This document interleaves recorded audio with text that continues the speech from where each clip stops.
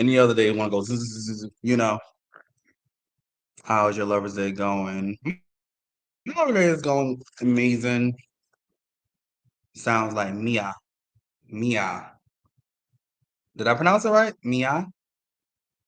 Okay, so we're in recording mode. Hey, y'all. It says live. Okay, period. So there's some things going on with this Wi-Fi in here, but we're gonna make the best of it and allow just spirit to come through and just guide us through the session. Again, my name is Seven Tiller. I am a universal spiritual connector. I am at service of those that are service of themselves. I am so thankful to be here to one, share space with y'all, but two, have a space where we can just articulate feedback with each other. We can learn how to the main focus is the heart chakra, work on that heart chakra, get over things and um just allow space to present more better opportunities with the heart chakra. So I'm going to teach y'all a lot of different things today. We're going to go into depth with a lot of stuff. And we're going to just get into this lesson. I feel all y'all energy right now. So if am I ever veering off, that's because spirit is coming through and people, ancestors and things are trying to talk to me. So if they could chill for a little bit and then let me just focus on the lesson, that'll be good. Because I feel body energy right now. Some of y'all anxious, some of y'all are excited, some of y'all are just like, you're just here. You're like, hey, I'm here. I popped up. So as we go, okay. So let me start off. So number one, the heart chakra is a very powerful chakra in the body. This is something that we use a lot daily.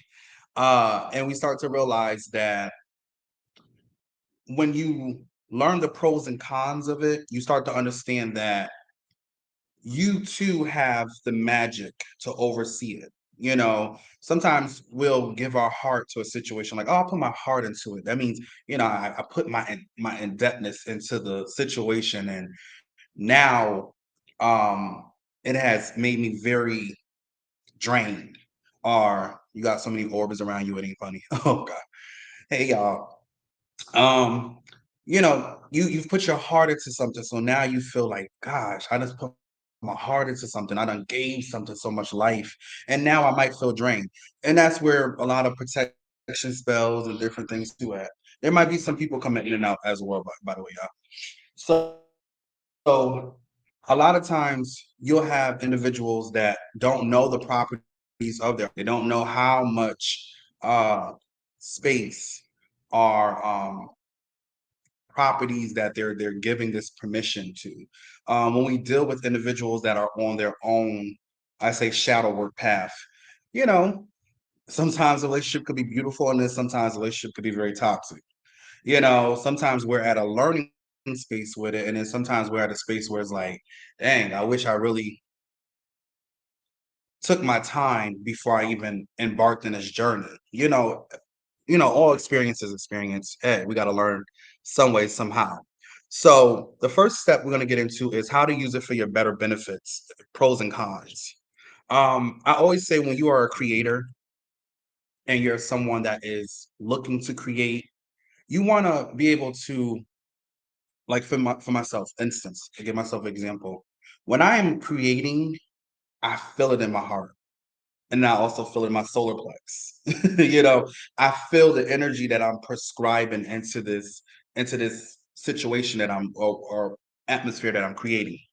Um, the pros would having a heart or what we call a big heart is that you are very selfless. So you'll go into situations and you're about to meet with 6 of your friends, so you're gonna bring 6 waters and a seventh one for yourself. Hopefully you ain't counting yourself out, and you're gonna go into that situation just open hearted.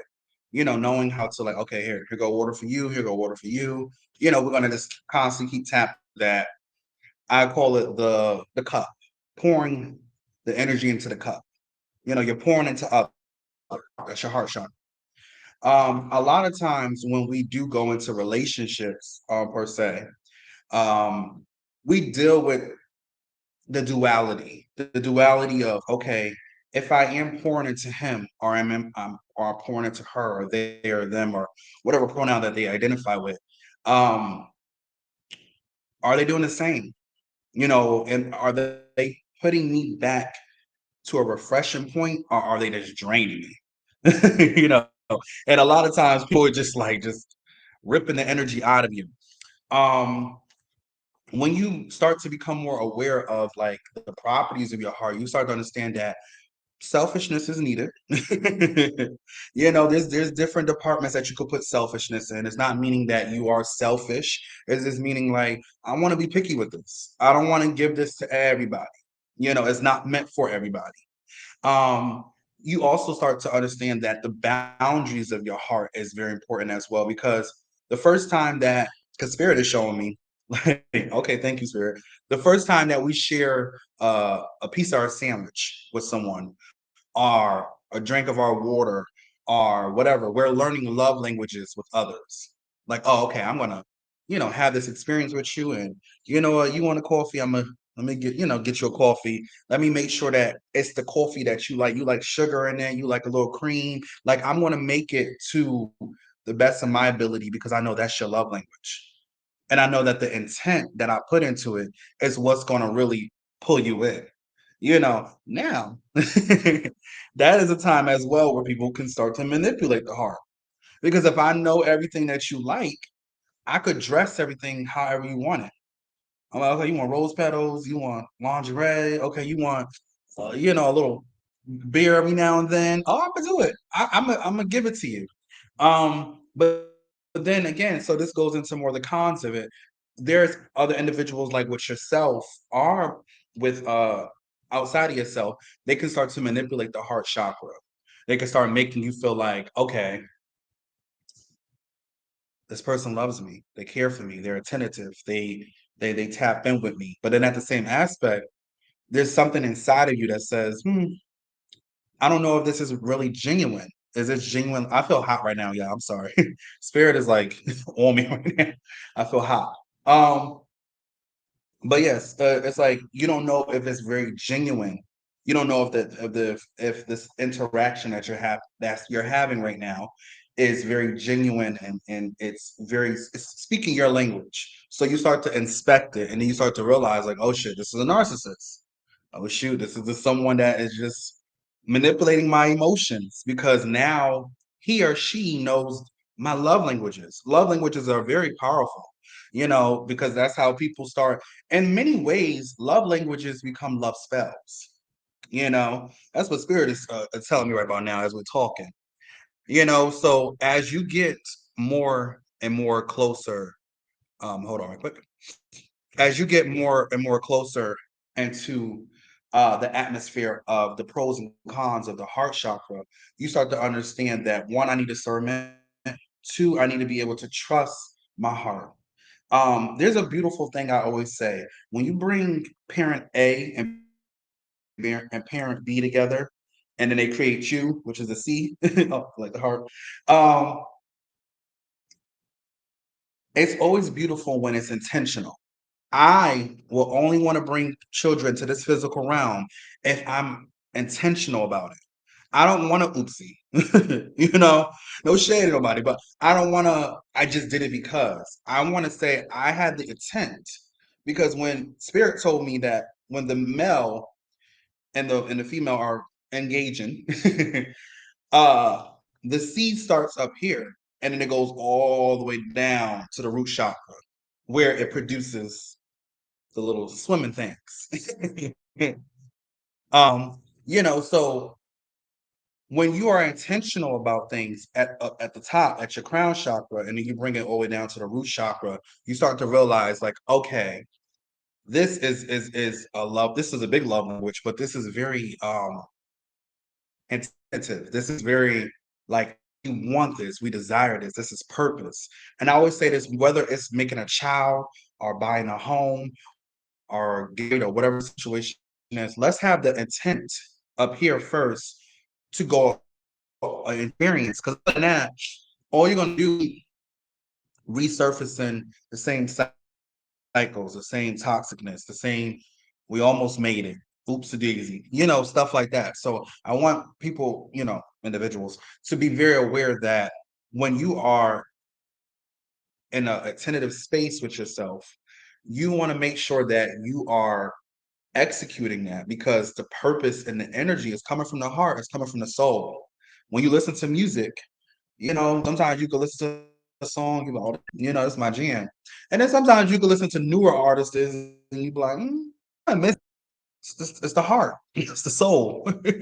A lot of times missing, hey, a lot of times what's missing is the heart and the soul of the situation. So a lot of times when we're at a place in our life that the heart chakra becomes voided, um, you now figure out going into that void. Like when we go and do spiritual baths and chakra baths and stuff like that, you got to make sure that whatever you're taking away, if it's a cleansing bath, that you're replacing it with something. Because other than that, it's going to just grab from whatever is in the atmosphere that's happening right then and there. So the properties of the heart and how deep the heart goes is being of a discernment that you are not allowing your heart to just be in strange houses. They always say that a man leaves heart in one home, which in many cases I feel is true.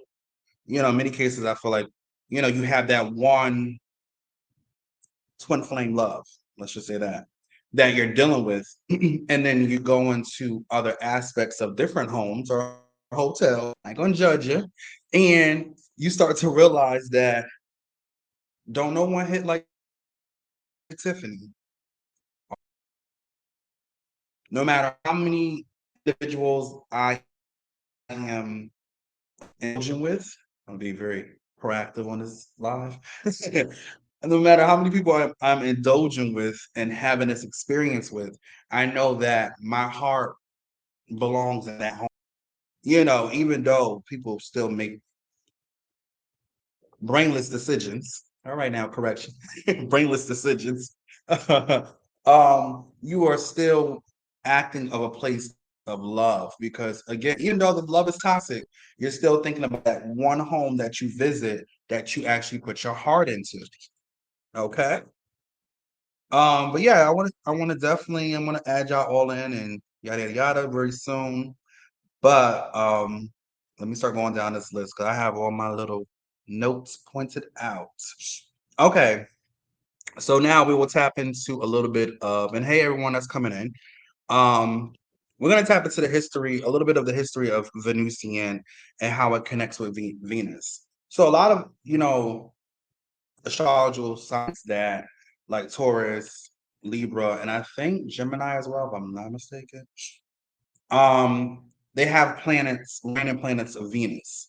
When you are coming, you're Venusian. If you come from other planets, I would say look into the background of that planet just to see at with that particular planet. But when you're coming from a place of Venus, beauty, love, art, poetry, body, all those things matter to you. It's always popping out to you. Like you always are aware of appearance, how to appear to others, and vice versa. A lot of Venusian individuals are also progressive individuals, meaning we came to this planet to progress this planet. We didn't come here to play around. We came here to have our experiences, but add some type of progression to the planet. There is a situation with Nikola Tesla. For those that are aware of Nikola Tesla, if you're not, I would say do some research on him. He is someone that was able to create a basically many ways and natural ways to get electricity and light and etc. And then we all know what happened with him and what the government did to him. But he was someone that came to progress. So every now and then we get this one particular Venusian individual that comes here and they're progressing what we call humanity. A lot of times loved or shot down. I'm gonna be honest. And sometimes, they could love the Venusian in us and but yes, love you. Come on, let's it. And sometimes they're like, all right, you trying to progress them too much to the point that they're not following our system no more. You know, like you increase that to get natural light, I mean natural electricity and so on and so forth without having to pay companies. We're not doing that, you know? Hold on right quick, y'all. My third eye is like throbbing right now. Mm-mm-mm. But so as you learn more about and I always say learn about your reigning planet. Whatever planet you come from, learn about it. That's in your that rules in your chart. Because Venusian individuals, we are rare. I'm gonna start there. We're rare. We're rare individuals. We love very hard. We also stern. We can be very stern, very progressive when it comes to just technology. Okay, technology and everything. And those things as well. We're very talented. Um, being with a Venusian, if you want to have an actual real love experience, you might as well be with someone from Venus. Okay. Also tapping into Venusian. Venusian also taps into Luciferian energy. So those that are born under the planet Venus, as they say, the morning star, we already naturally initiated with Lucifer. We're naturally initiated with that energy of Lucifer. And that's where the darker aspect of our feminine nature comes in at because we have those dualities happening. Now you have, that energy going in and this one, I see you, we're just talking about the two, so um a lot of individuals kind of veer away from the opposite side of the spectrum because they're like, oh, I don't know what that is, or religion taught me this, or my mom told me that, my dad told me that. A lot of times, that Venusian energy is either going to allow you to get there, or it's going to create something in your life to pull you there. And I'm gonna tap more into that in a little bit because that's a little further down note. But let's say hypothetically you're dating someone and that relationship becomes very traumatic. And then you go in the bathroom and you cut your hair off and you grab a leather suit out your closet. You know this story sound like, and next thing you know, you walking on the the buildings and you seductive and etc. Like you just had your origin story just happening. I'm gonna tap into origin stories as well with y'all. But a lot of times that's that Venusian energy. Venusian energy is a very high divine feminine energy that will really shake it up. You won't even know that you won't even know who you are sometimes when you're dealing with it because you're like, damn, my morals changed. I used to care about what people thought. Now I can give two F's. Okay. I used to care about that man or that woman getting their climax. Now it's about my climax. When you gonna do me? When I'm gonna get it. So the Venusian energy is very powerful. Like I said, it taps into Luciferian energy, it taps to Lucifer. A lot of individuals work with different aspects of Lucifer. Is Lucifer. It depends on you. If you want to go into it as well. But naturally, you kind of already get you're by birth, you're initiated under that energy. So sooner or later, you will start tapping into that energy. It'll find you some way out. And definitely if y'all got any questions, y'all could type them in the chat. I'm going to start putting you on a live at some point as well, so we could just hear you verbally. Um, so that was like a little brief history on Venusian and how it connects. I will also be emailing y'all like books and links and etc. that y'all could further your studies on with that as well. So let's tap into number 3, healing and protecting the heart chakra. Hmm. Child. That's an experience. So I always say that when you get I'm so glad to hear some of the stuff for the first time. Yes, yes, yes. I'm happy to hear that. And I'm definitely gonna email y'all as well. So I always say when you get to that acceptance space, everything else comes after it is like a smooth ride. When you're building up acceptance, like I'm accepting, I'm sorry, and I'm channeling right now, y'all. So my allergies is starting to act like spirit want to come through so bad. Um, so yeah, beer uncles here too. I keep seeing him popping. His uncle is prevalent. He is here, and he is trying to get my attention. How you doing, sir? But yeah, so oh, child, this is a lot of energy. So yeah, so as you build up to the acceptance point of healing, everything after that becomes just like in a way, a walk in the park because now you're not resisting it. A lot of times when people are resisting acceptance of a situation or a person or whatever, the conditions are, they are trying to um find a way to avoid or change the message. That way they're trying to like make someone love them or make someone want with them or stay with them or etc. And it's like when you get to the acceptance of it, like I told myself a long time ago, my own personal experience that um at a certain space with both realities, reality with you and reality without you. I can't base my reality on being with you. I have to be at an acceptance space of it. So when you do tap into like properties of just a heart chakra, you get that trauma, inner child trauma, current self, younger self, etc. All those things start to combine itself and could become blockages in the heart chakra. I always tell individuals that if you are looking and searching to, be at peace, working yourself.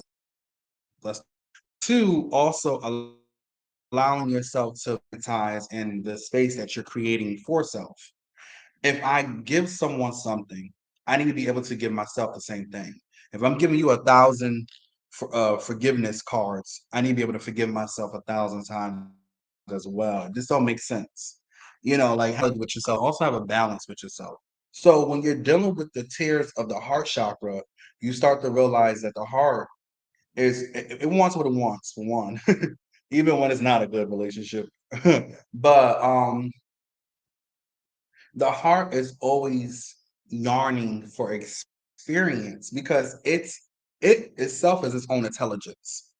It's like all I want to do is love and feel love and feel the frequency of love and feel the frequency of connection and so on and so forth. And the crown chakra and all the other chakras got their own mind, their own properties, and their own intellect.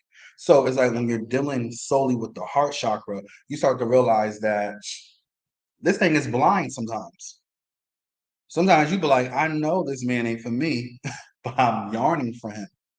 I want it because I've created a space for him inside of me, and I'm not allowing myself to see anything outside of that. The heart is always saying, just give me, give me, give me, give me. And then you can have the downside to the heart chakra where it's nobody and once you connecting. As soon as you start hearing someone saying, "Oh, I think I love you," you ready to dip. All right, this up. This was good, but you already trying to say you love me. You know, um, so as you start to go more deeper, and I always recommend people, individuals, go into, your shadow work and see exactly what's happening because your shadow work will also reveal where the blockages are coming in at with your different chakras. A lot of us that have been hurt, just repeatedly are or that could be a blockage already. That could be the reason why we go to your magic or your meditation or your divination or etc.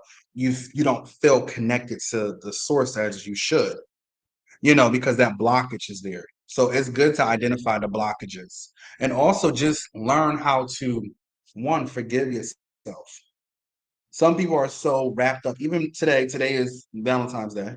I don't really celebrate it, but yeah, but I feel like if I'm with someone, we're gonna love each other 365 days a year, not just one day. you know, I need love. I need love around the whole map. But a lot of individuals base this day on relationship. If he don't come up in this damn house with no balloons and the big bear and the teddy, and all that other stuff like that, he don't love you and he gotta go. That's what they're basing their energy on. Okay, 365, please. Yes, 365. I was like, even down to like this is a sidebar, even down to your solar returns. I celebrate the whole month. I'm not just doing that one day. I need the whole month. I owe that to myself. The whole month.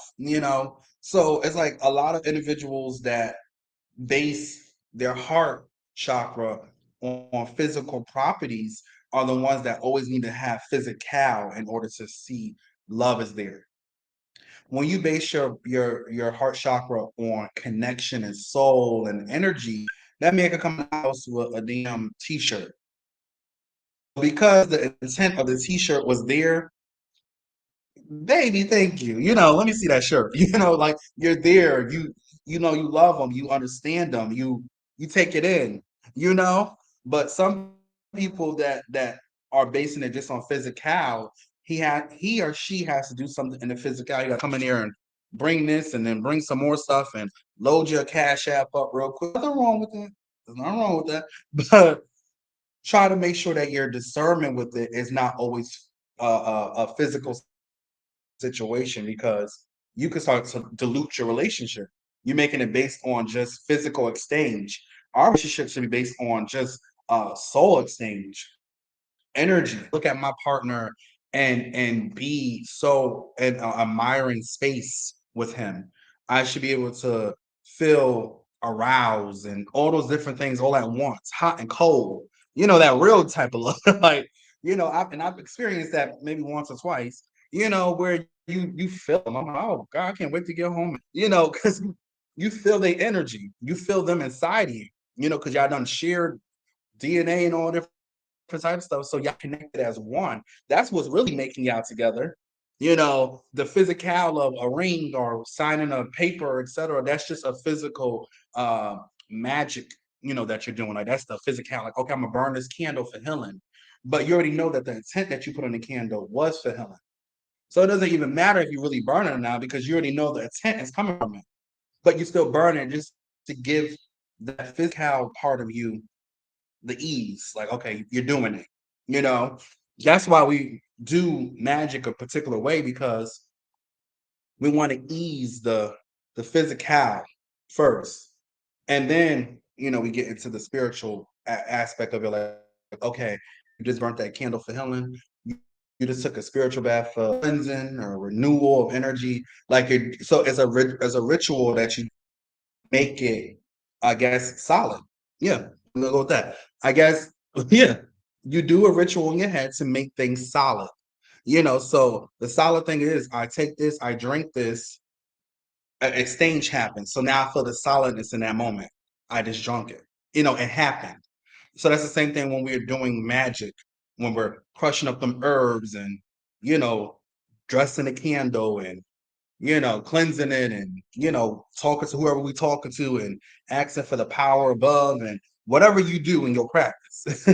It's just you're trying to give that physical the ease, like, hey, I see you. And then we move forward, the spiritual aspect of yourself, your ether body. So a lot of times when we are healing and we're getting to are so it's complex at times because you can heal current self, but younger self could still be hurting. Certain things could still be triggering to you. Seeing someone walking with their mom or going to the pizza shop with their dad, and you maybe never had that. You're like, damn, that shit making me hurt. Like, even though you're an adult now, the child in you is still yarning. That child that's in the heart chakra is like, oh, daddy, come pick me up for some pizza. When you gonna come get me, dad? Mom, it still want that. You still want that energy from that earth parent.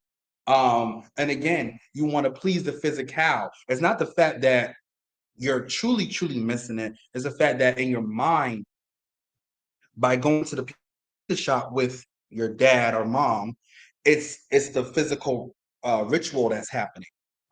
Like we did it. So now put that at ease. It happened so we could put it at ease. So a lot of times when we're doing things, we're just trying to cope with the physical of the situation.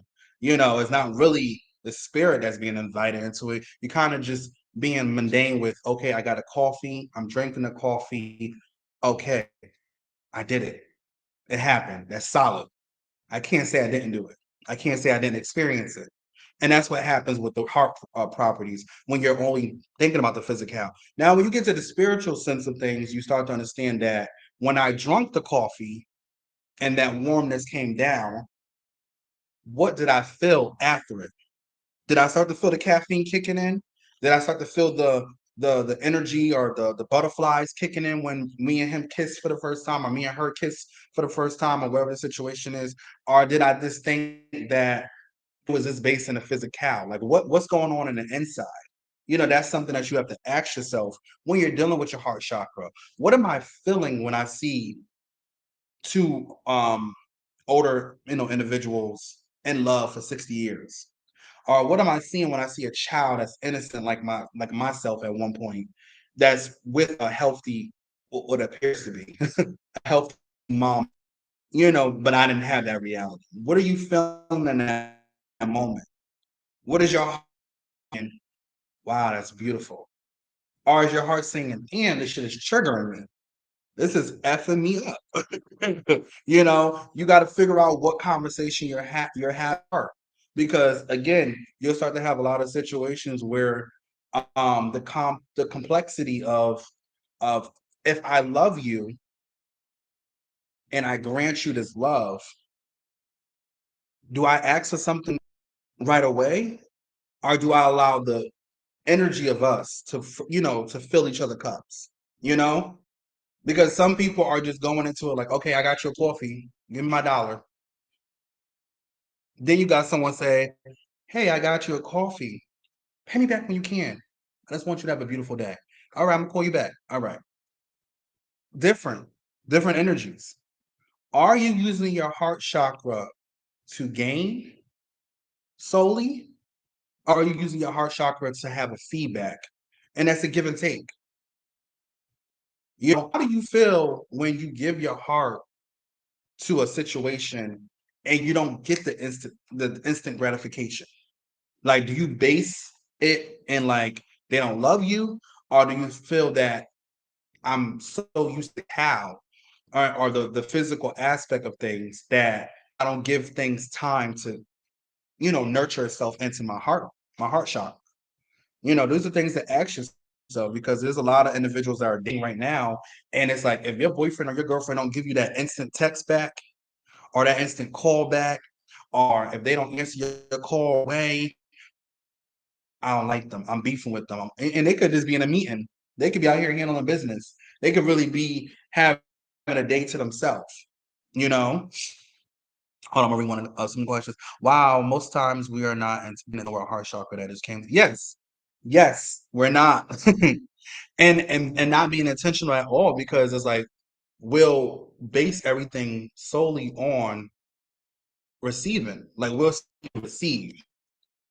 But do you allow the universe and the time of your relationship, the frequency of your relationship, I have to say, to give you that action back?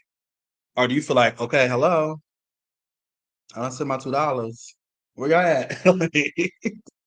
What's going on?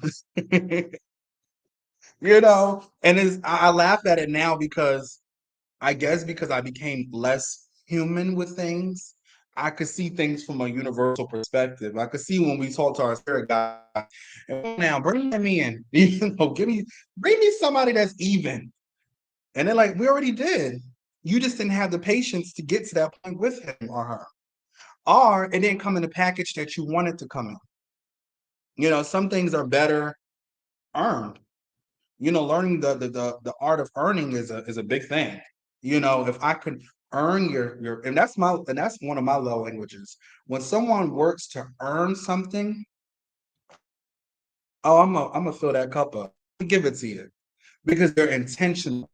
You're working to earn it. You're not like saying, oh, let me get a little. No, take your time, and maybe next time I'll bring you a coffee.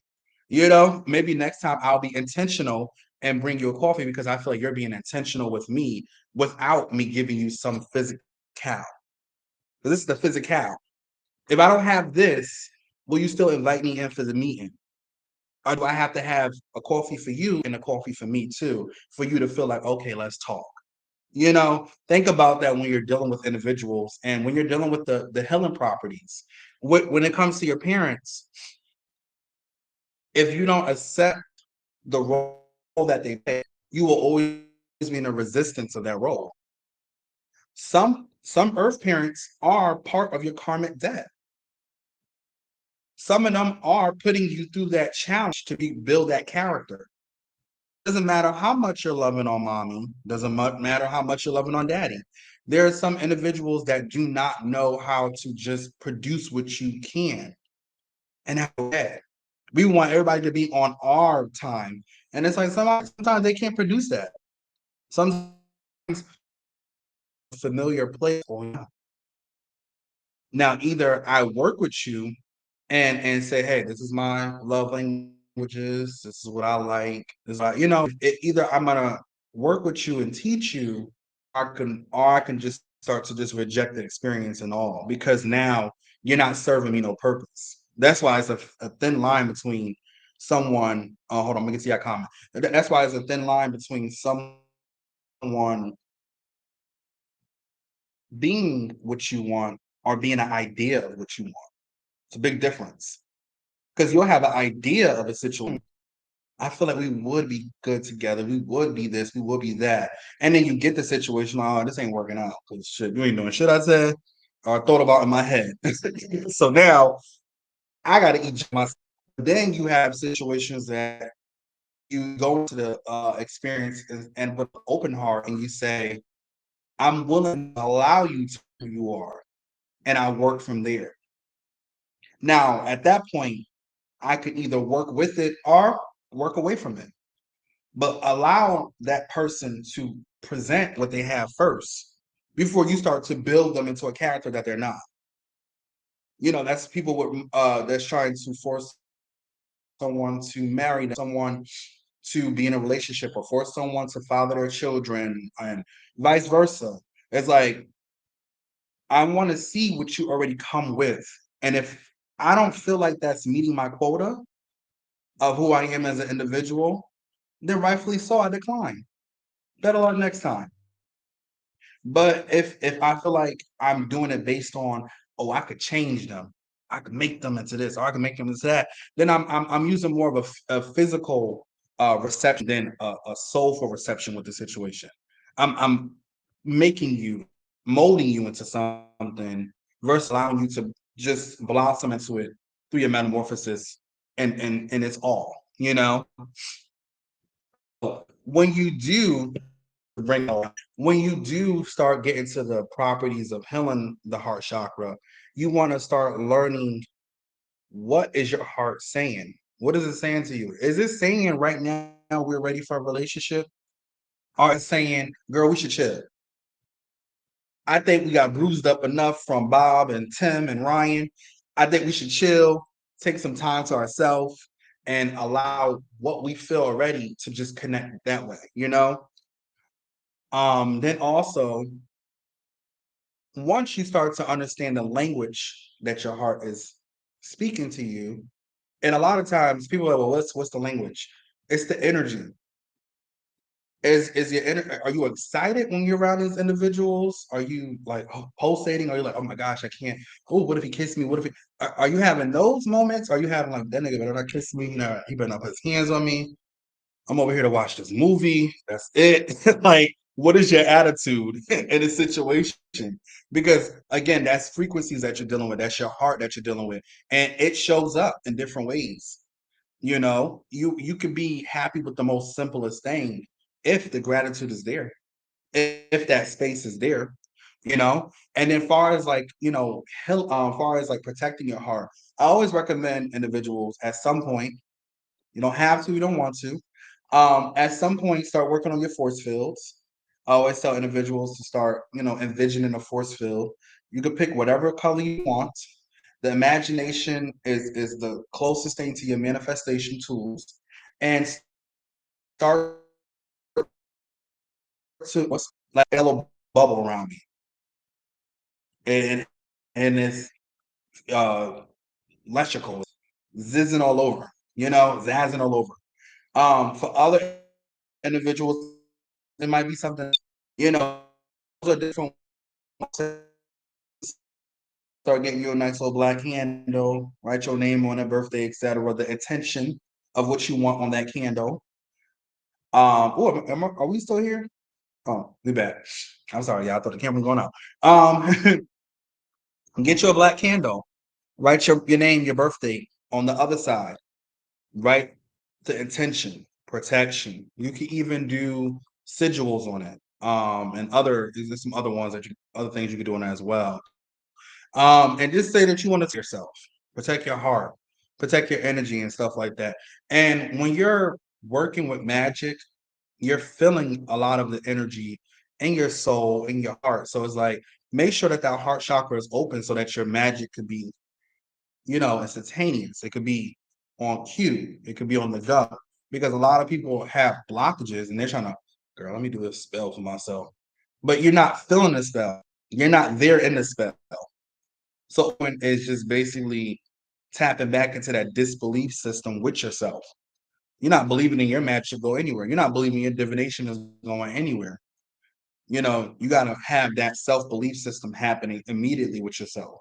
And if you feel as a blockage, I always tell people get yourself a mirror, look into the mirror, look very long into the mirror, look into the mirror and to the point that it starts to become a little bit uncomfortable, and you start to realize, oh shoot, okay, this being right here is just this human suit that I'm in.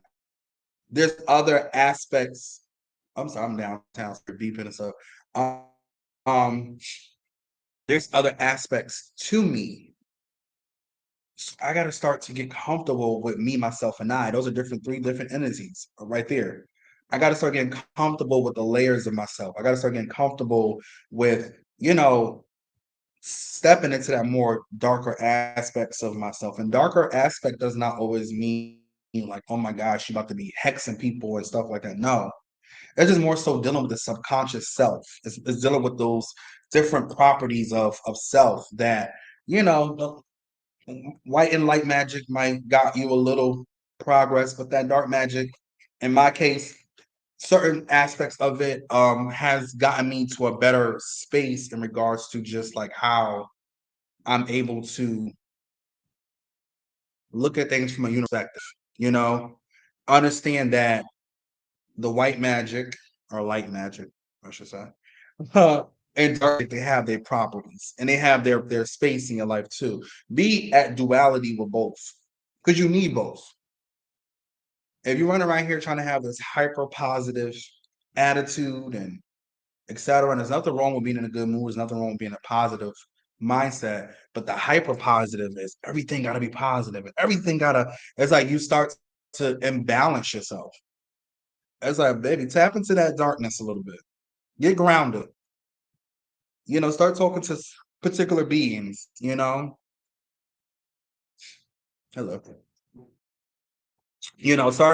Start having that atmosphere of connection happening that you're not allowing yourself to be again in balance with things. Do you have some questions? Because I do have a few more things to do. Do y'all have any questions or anything y'all want to comment? And then I'm gonna start bringing y'all up as well. I'm looking at my notianas. So I did have a visual thing to show y'all, but for some reason, this space on this computer is weirding me out, and it didn't let me download the video that I needed. So I could show y'all on the back end with those things. But I'm still going to tell y'all about the intimacy and trauma within you. But do anyone have any questions or anything? Are we just here? You could calm a little heart just to say we're ready to go on to the next thing. You are speaking the truth. Thank you, thank you. Just realized my family was my origin story, and that blows my mind. We about to get there to the origin stories. Okay, hearts. Yes. Okay, y'all ready for me to go on? Okay. Um, let me just look up.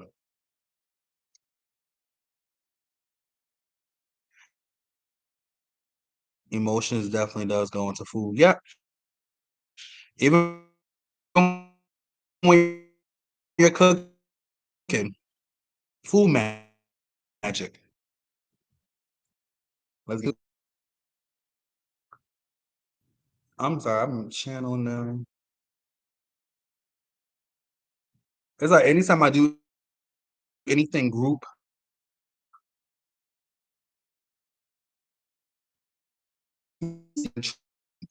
so I'm gonna give y'all an origin story. I kind of already previewed it a little bit um in the earlier parts of the lesson. But okay, all right. So we all know Catwoman. I'm gonna start with her. Catwoman.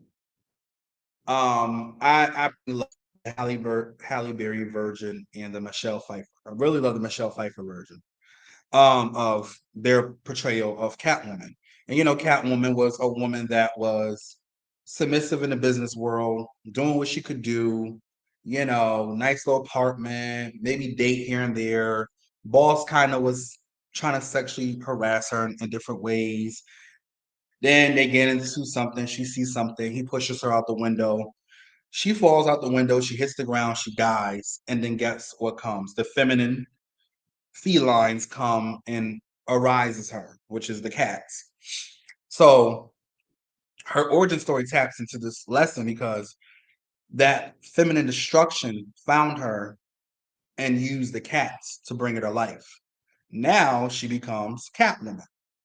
And now her things have changed dramatically.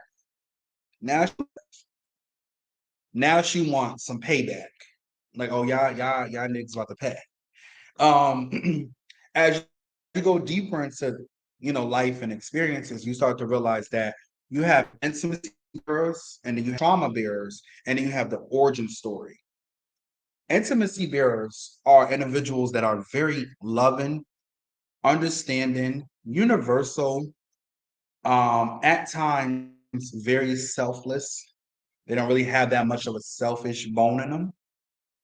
Um, and there's someone that is just looking for the experience of whatever the relationship conditions are, relationship or a healthy friendship or family ship or whatever the situation is. So you have the intimacy bearer meeting someone that's a trauma bearer.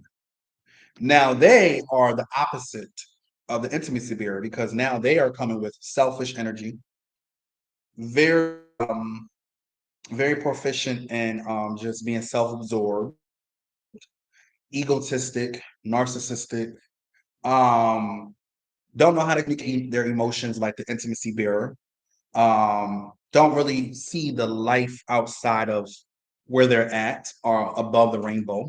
So their imagination is totally shut off. But the intimacy bearer, they have a vivid imagination. They can see things, they manifest things, they feel what they're going through.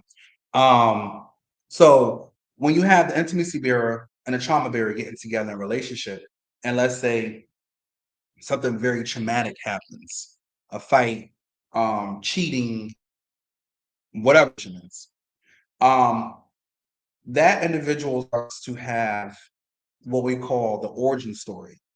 If you are a fan of the comic, they have an origin story on how they became the superhero or how their powers came about. When you're dealing with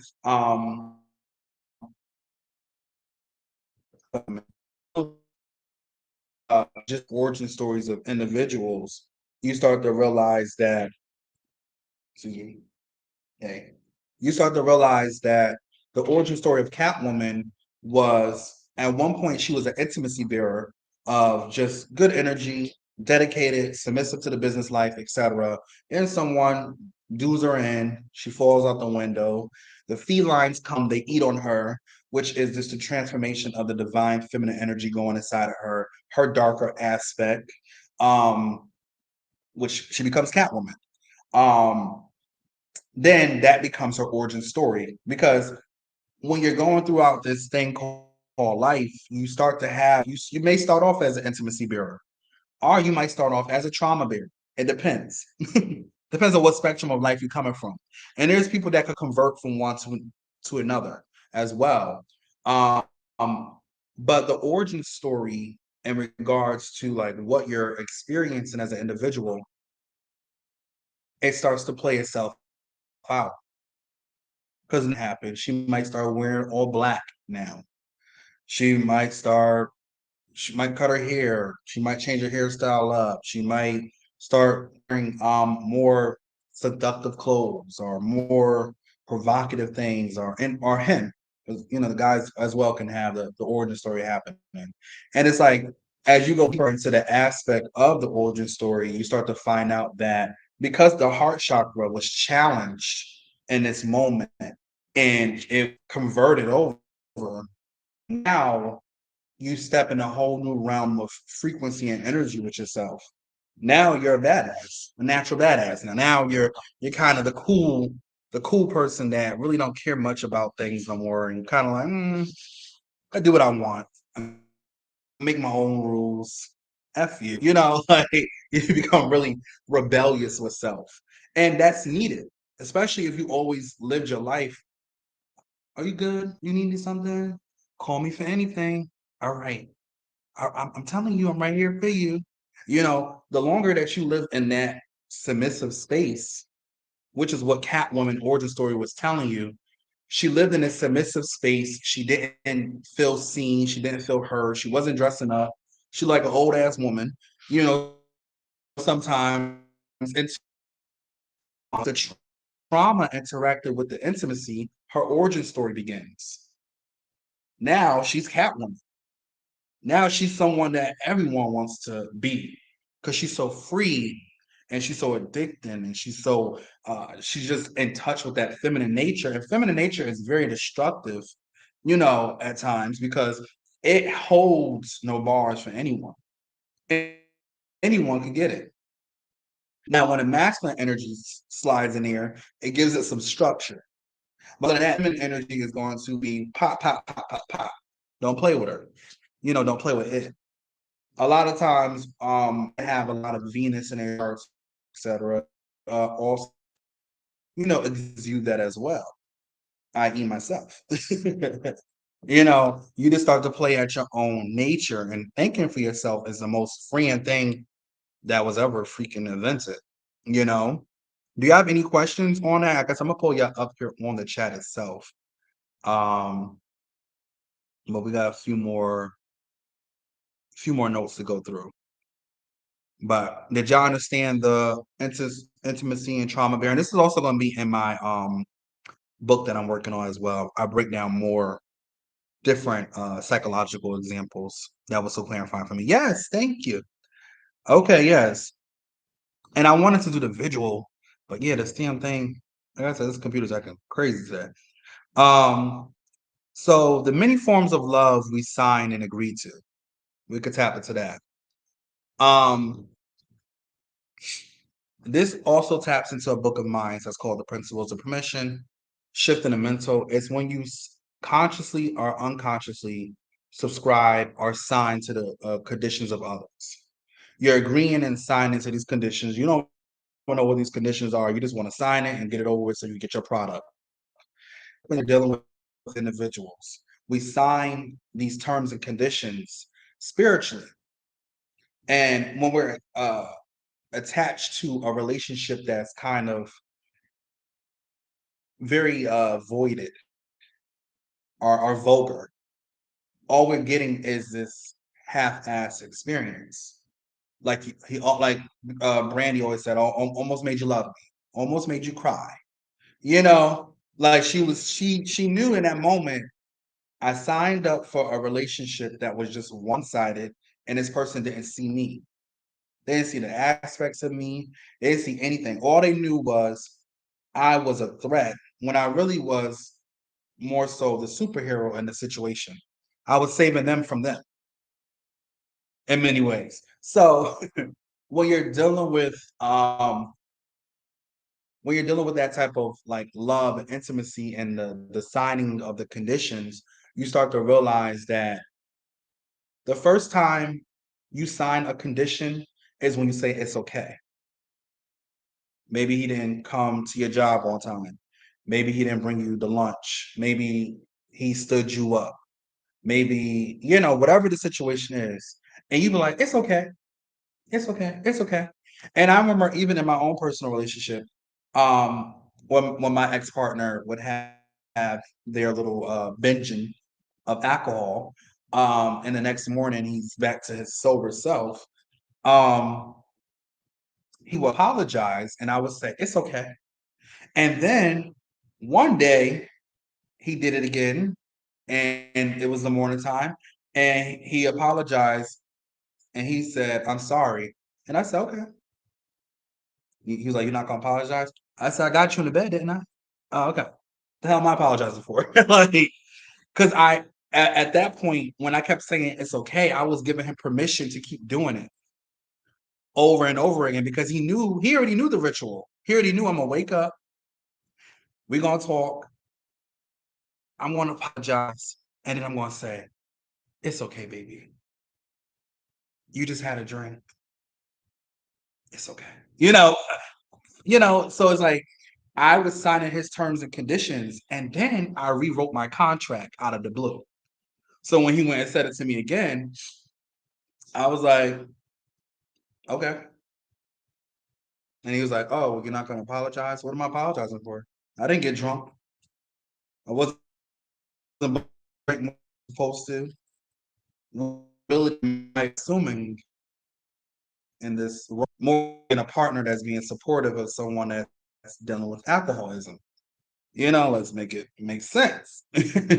So when you deal with those type of individuals, they will make you, even your earth parents, try to make you apologize to you. Well, I didn't like the way that you responded to me in the car. Well, you called me a bitch. Well, I didn't like the way that you hung up the phone. Well, you kept repeatedly triggering me by your dialogue. So I revoked the conversation. I ended it. A lot of individuals, when you're dealing with them, you sign their terms and conditions. You at dinner, you dressed up, he didn't get there just yet, and he texts you, oh my gosh, I just woke up. I'm running a little late. I'll be there though. It's okay. That you're gonna have 5 years of it's okay until you renegotiate them contracts. And I'm like, well, since your ass just woke up, I'm gonna go have dinner with the guy next to me. Better luck next time. You know, he got what to say. But so it's like when you are dealing with individuals, especially with your heart, revisit the contracts that you've been agreeing to. Is it okay? Or are you just acting from a space of kindness?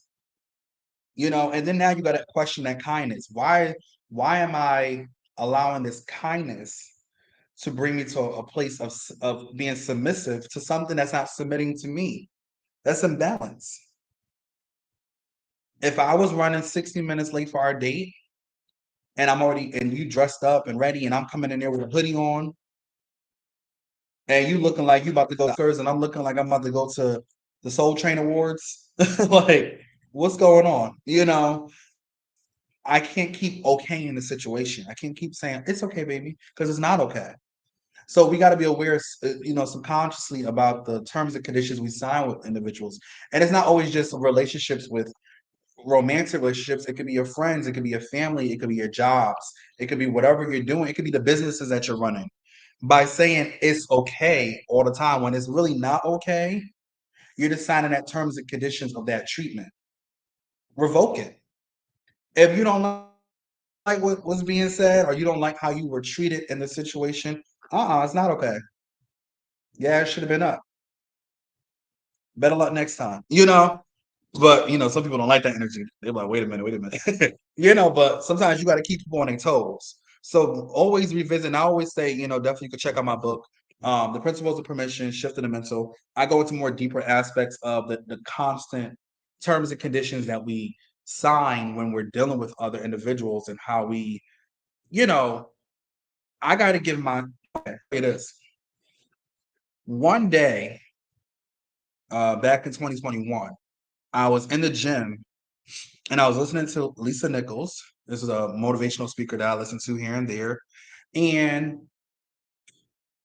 in that day, in that moment, I asked myself, I said, why are you giving everything else permission but yourself? Why are you yesing everything else but the successful aspects of yourself? You know, what am I why am I doing this? I had to have that conversation with myself because I kept giving that myself that same contract and I kept, it's like a renewal of your lease. You already know what's going on. You're all right. You already went up $10. All right, sign. I'm gonna submit it in. Boom. So I did that year is I said, I give myself the permission to live the most outstanding life I can live. The most adventurous life that I could live, the most substantial life that I could live without limiting my abilities, my space. And in that year, I went and wrote 4 books, released them right behind each other, launched my business, all different types of stuff I embarked in because I gave myself that permission. I gave myself that access. So it's like at the end of the day, you have to make sure that you are giving yourself the access, the permission. Other than that, you're gonna always keep looping it. It's okay. You're gonna keep telling yourself, "Oh, damn, last year we should have started that business." It's okay. Well, last year we should have got to a better place for ourselves. It's okay. You're gonna you're gonna keep repeating the same thing over and over again. You gotta realize your cycles, and even with us being in the year 7, a personnel 7, this timeline is saying, what timeline do you really want? If you already played the brokenhearted timeline, the just getting by, paycheck to paycheck, whatever the situation is, when are you going to shift into the new timeline with yourself? Are you giving yourself that permission? Do you feel what when you talk about yourself? Do you feel energy when you talk about yourself? I don't want to hear about just Beyonce. I don't want to hear about Nicki Minaj. I want to hear what the energy do you feel when you talk about yourself in those business meetings. How do you introduce yourself? It's like it's very important to, again, constantly connect with that heart chakra because the heart chakra guides you through this experience as well. It doesn't detour you. It could if you allow it to, but it doesn't really detour you. It kind of guides you through it because, like, my heart said I should put my all into it. My heart is speaking to me. By y'all being here right now and having this conversation with me, it's telling me that you got to give your all because these individuals signed up, paid for a ticket, and came and wanted to have this experience. So I got to give you my all. I ain't come up in here brushing my teeth and yeah, I'm gonna get to y'all in a little bit. I came in here ready and present and wanting to share space and through it. Get through the and not get through the to get through it, but get through the process of the jitters and everything that you go through when you're speaking to individuals. You're teaching things. A teaching space is, you got to give it to them. It's a different type of space. I love being a teacher. A teacher puts you through that energy. So it's like I'm intentional with y'all because I want to feed off of y'all and feed off of me. I want to be intentional with my feedback, and who I'm with. I don't want to eat with everybody. I want to eat with particular individuals. I have a very selective diet, and everything is for everybody. So the many forms of love that we agree and sign conditions to, make sure that we are being aware of the terms and conditions of it. Does this relationship mean I lose myself or do I gain myself? You know, what does it say to you? What is the overall review of it? And that's how you start to break down like, okay, I'm signing the same terms and conditions and nothing has changed. Do you have any questions or anything before I go into the last two notes? I got the hearts in the comment section if you're ready for me to go on. I'm here with y'all.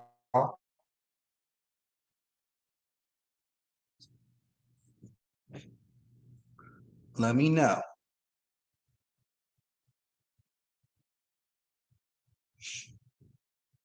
Your hearts, okay, hearts, okay. Yeah, so let yeah, so let's keep it going. Keep it kicking. How are y'all enjoying? And then I'm gonna do a Q&A at the end as well. So we could everybody could come up here and talk.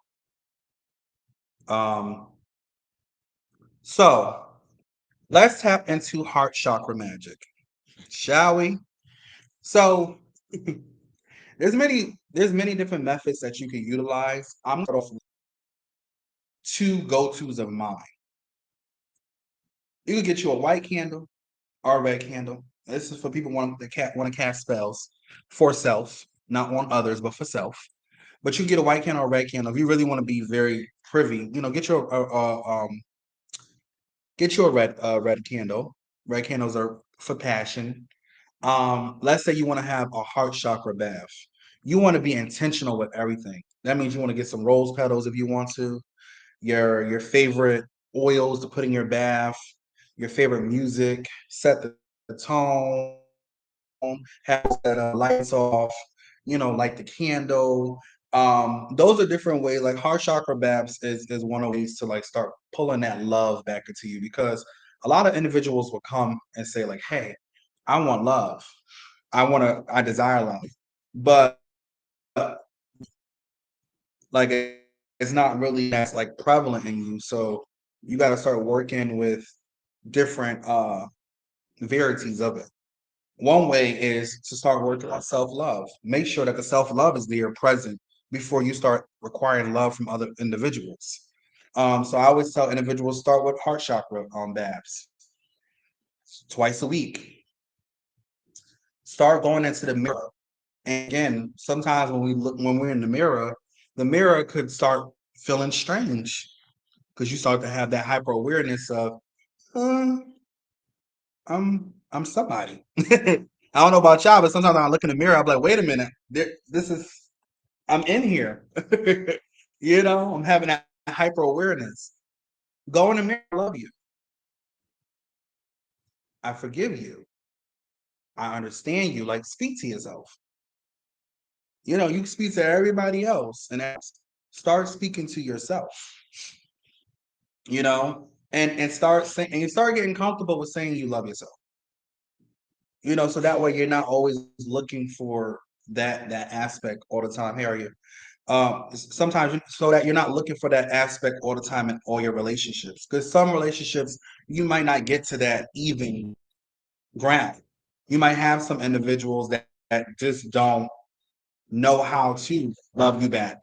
You know. Sorry about the noise, y'all. They doing something upstairs. But so it's like at the end of the day, make sure that you are allowing yourself to connect as well. Get a red candle, write your name on it, birthday on it, etc. Put the intention of it, self love. Meditate on it. Put some healing oil on it, prayers, whatever you want to do, whatever your practice is, and let it burn. Let, let it burn, and no one is done burning and is about to go out.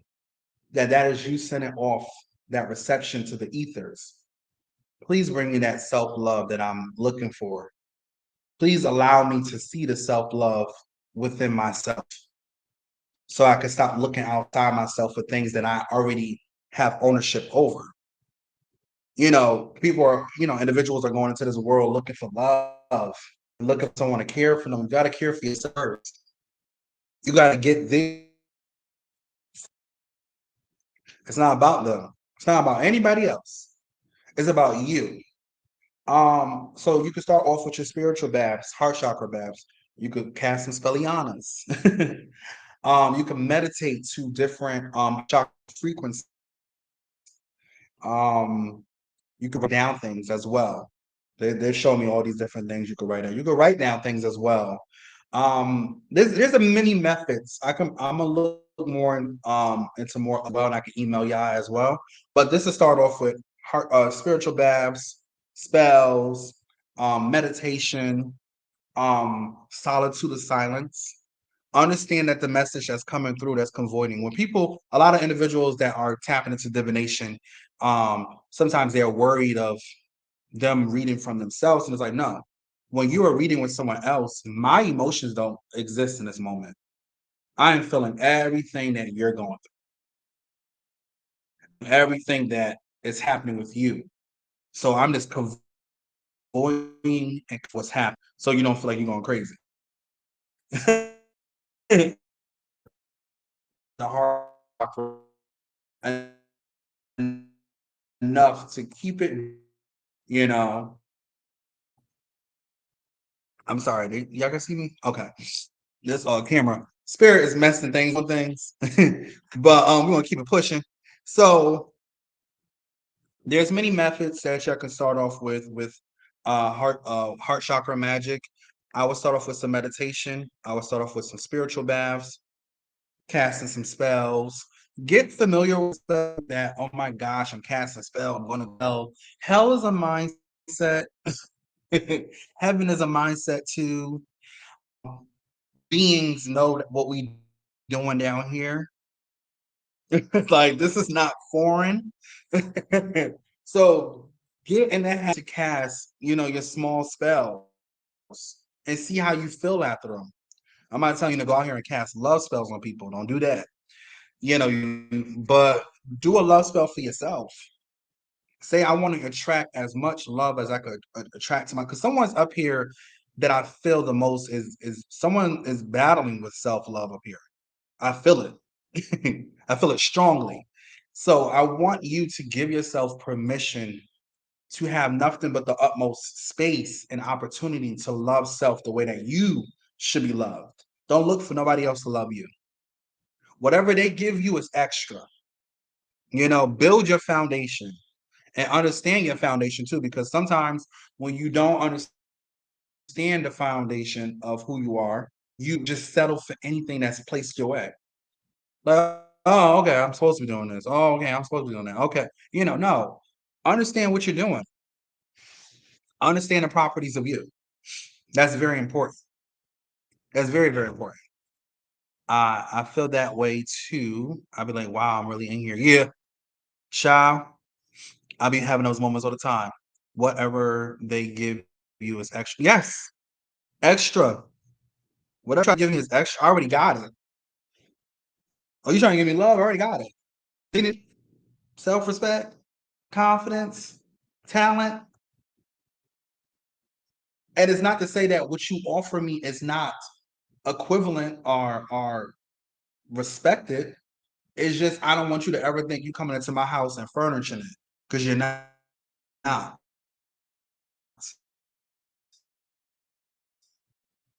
This soul house is already furnished. I need you to buy a thing in this mother. But if you want to add to my experience, I'm on the camera. So, anyone have any questions? And the last note is about Earth parents and spiritual parents. This is something that once I learned this, I'm happy I can still see me. So, if the spirit is moving things around in here, I don't know if y'all seeing it or not. They is acting up. Just so I know y'all can hear me and see me. And then we're gonna go into Earth parents and spiritual parents love. And then we could go into the Q&A.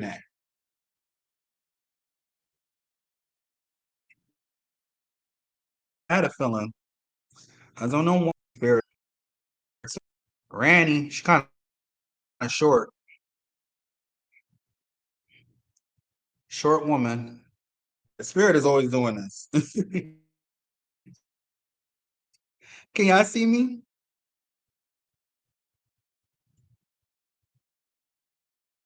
Okay, it's jumping around. What is happening? Mm. All right now, spirit. Leave it alone. What was the last thing we talked about? The last thing will be I don't know if I'm going out or not. It's blurred. It's blurred. Oh shit. You're going in and out. Oh, hmm. Hold on. I don't know what I can do.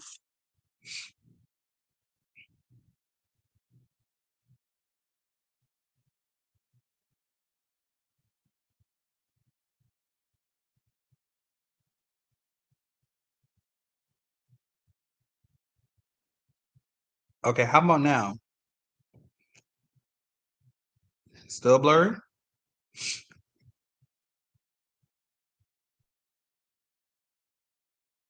Is it still going on? Okay.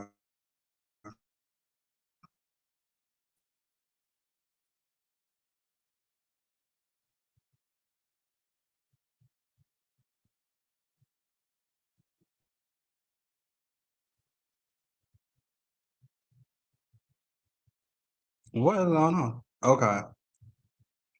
I might end it and restart. Hold on.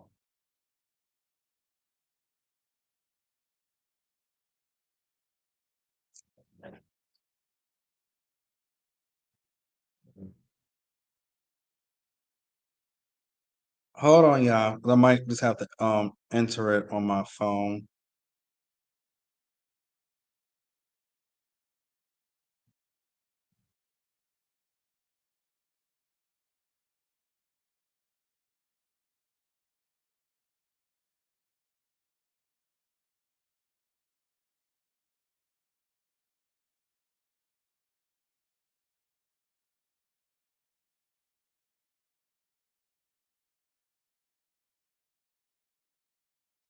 Hold on. Okay, yeah, 'cause I see the time. Okay. Because I was about to enter on my phone. Hold on.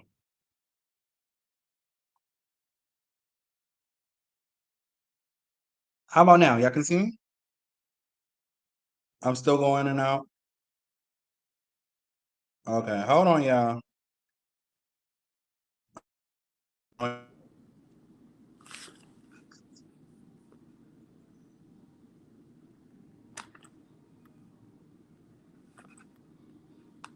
Okay.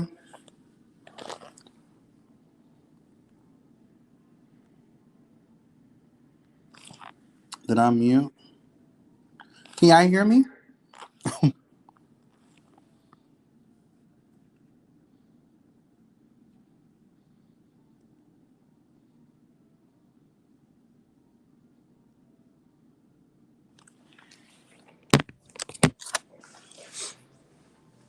Oh, I don't even know how to get the chat up here. Hold on.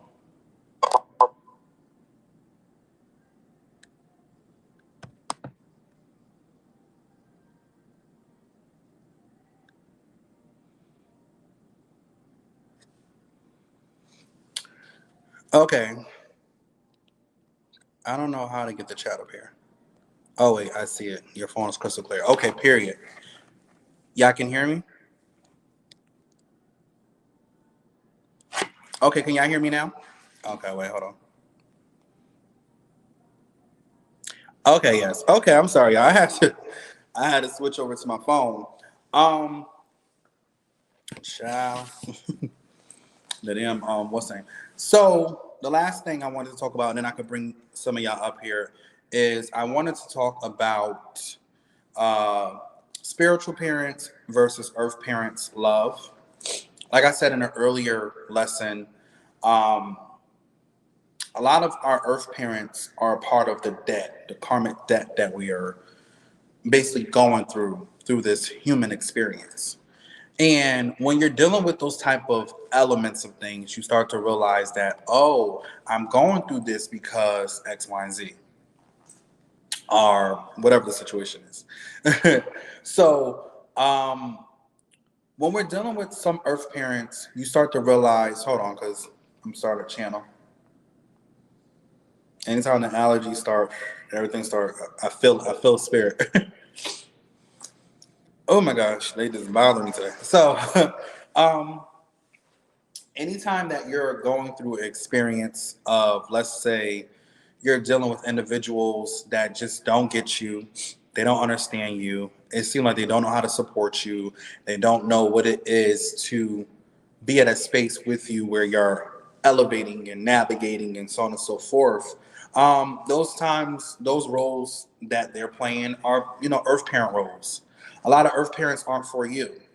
The woman, the vortex that's between her legs, it's just a vortex, it's just a portal, it's just something that you came through to get the skin suit. It doesn't mean that you have to have an automatic connection to her, even though you came out of her and all those things like that. But it doesn't mean that you are, not privy enough to have relationships outside of her that may never be as intimate as you would like it to be with your earth mom or your earth dad. And now, in my instance, when I was in high school, I was studying theater. I was in a lot of different productions. I've always been creative. I was in a lot of productions. I was studying as an actor. And my mentor, she was the one that became my spiritual mom. She was giving, she was understanding, she was loving, she was supportive. If she could be at anything or anywhere, she would do it, and she would be, because she just had this everlasting love for me.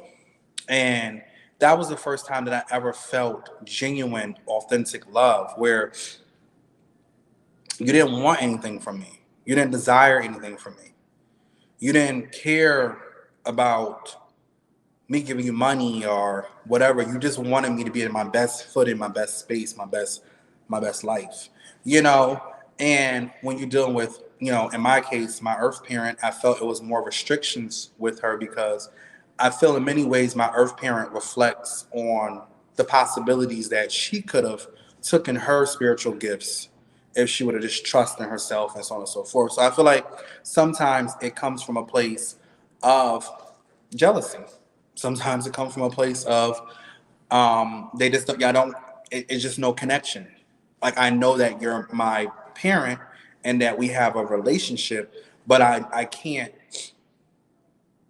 I basically can't forfeit myself into having this experience with you, because I know that you may not really ever connect with me the way I would like to connect with you. Even my earth dad had a lot of different layers to him, and dealing with his own personal challenges, but he rejected me a lot. So I know that at some point in my soul contract, I wanted to have the challenge of rejection from both parents, so that I didn't establish myself on their frequencies of love, that I was able to be my own co-signer and be my own biggest fan and push myself. I'm one of many out of my family that is doing the things that I'm doing, pushing the envelopes that I'm pushing, because I have that belief, and my heart chakra has always been open. It has always been open and there. So I feel emotions. I mute emotions. I know what it's like to not have this or not have that. And I know what it is to have this and have that. I have duality within myself. And a lot of earth parents, they struggle with duality. They struggle with finding you where you're at. They always want you to come to where they're at. So when people, individuals come to me and talk about, their challenging relationships with their earth parents, I always say, well, you have a set of spiritual parents out here too. And sometimes that's going to be a teacher. It could be Miss Susie from down the street. It could be, it's a various of different individuals that could take the role. It's just more so when you start to identify, like, oh, this is a spiritual parent to me, because the love is so real. They speak life into you, they love you, they understand you, they navigate with you, it's so unreal that you like, damn, why my earth parent is not like that, because that's not their role. A lot of times their roles are not that, they just was the portal for you to get here, to have the physical. That's it. So when I go into deeper aspects of it, um, it allowed me to find a beautiful acceptance space of others. And I started to say, hey, some people are just not for you. And that's okay. That's okay. You know, me and my Earth mom have a very challenging relationship, and I require accountability, and she's not ready for accountability. So that's why we don't see eye to eye. That's why we're not in the same space. Same with my dad. He transitioned 2 years ago, and we weren't in the best space, but I made acceptance before he even passed of the role that he was playing with me. So when we deal with earth parents and the elements of earth parents, we start to realize that sometimes they're just a part of your karmic debt. And you might not ever in this lifetime get that healthy relationship you desire. And it's not to discourage you, this is to encourage you on those individuals that are looking to work with the heart chakra with someone that's not looking to work with their heart chakra with you. They're working with the root chakra. They're looking to see how much gravitational pull they can get from you, how much physical they can get from you. It's not about what they could truly get, out of the situation, as far as a real relationship with you, a healthy, just coexistence with each other, and we learning and we talking. I know I see parents all the time that even my friends that are parents, they speak life into their children. They love on their children. They create safe spaces for their children. You know, a lot of us didn't have that, but I'm going to always embrace the experiences I see around me because this is not a victim space that I live in. I live in a victorious victory space with myself. If I didn't have it, I have the space to provide it for the next person. That's all that experience taught me to do. It ain't taught me to go into this world and victimize myself. And I didn't have this and I didn't have that. And what's this? It's like I can't reside in there because that space is limiting. I got to go back to a space where I'm allowing myself to be in full understanding that my earth parent may or may not be in that space that I am heart chakra wise. And that's okay. But my earth mom, I haven't met my earth dad yet, but my earth mom, she was someone that she just, it's so many words I could describe this woman with. She was optimizing. She was,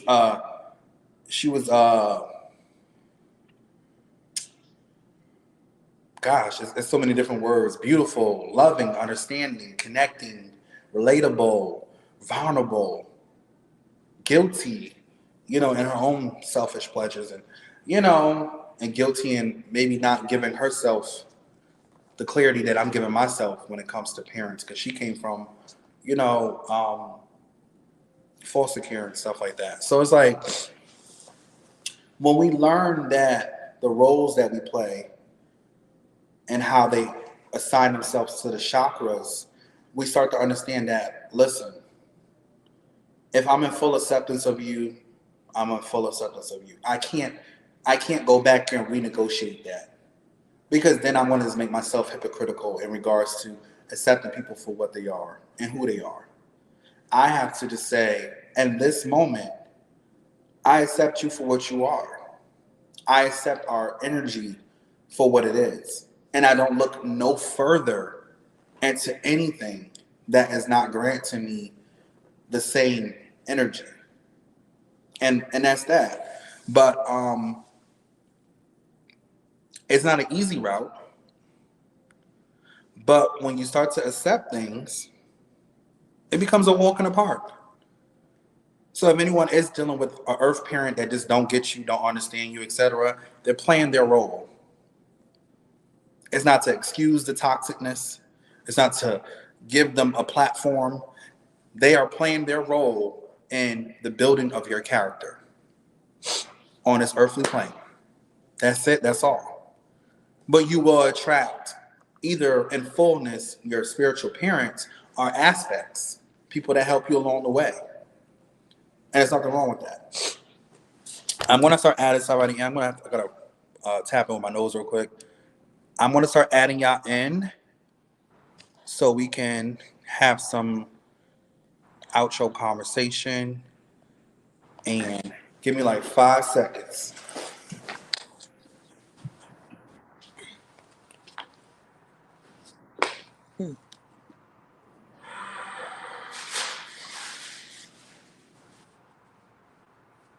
Here, we're trying to come through.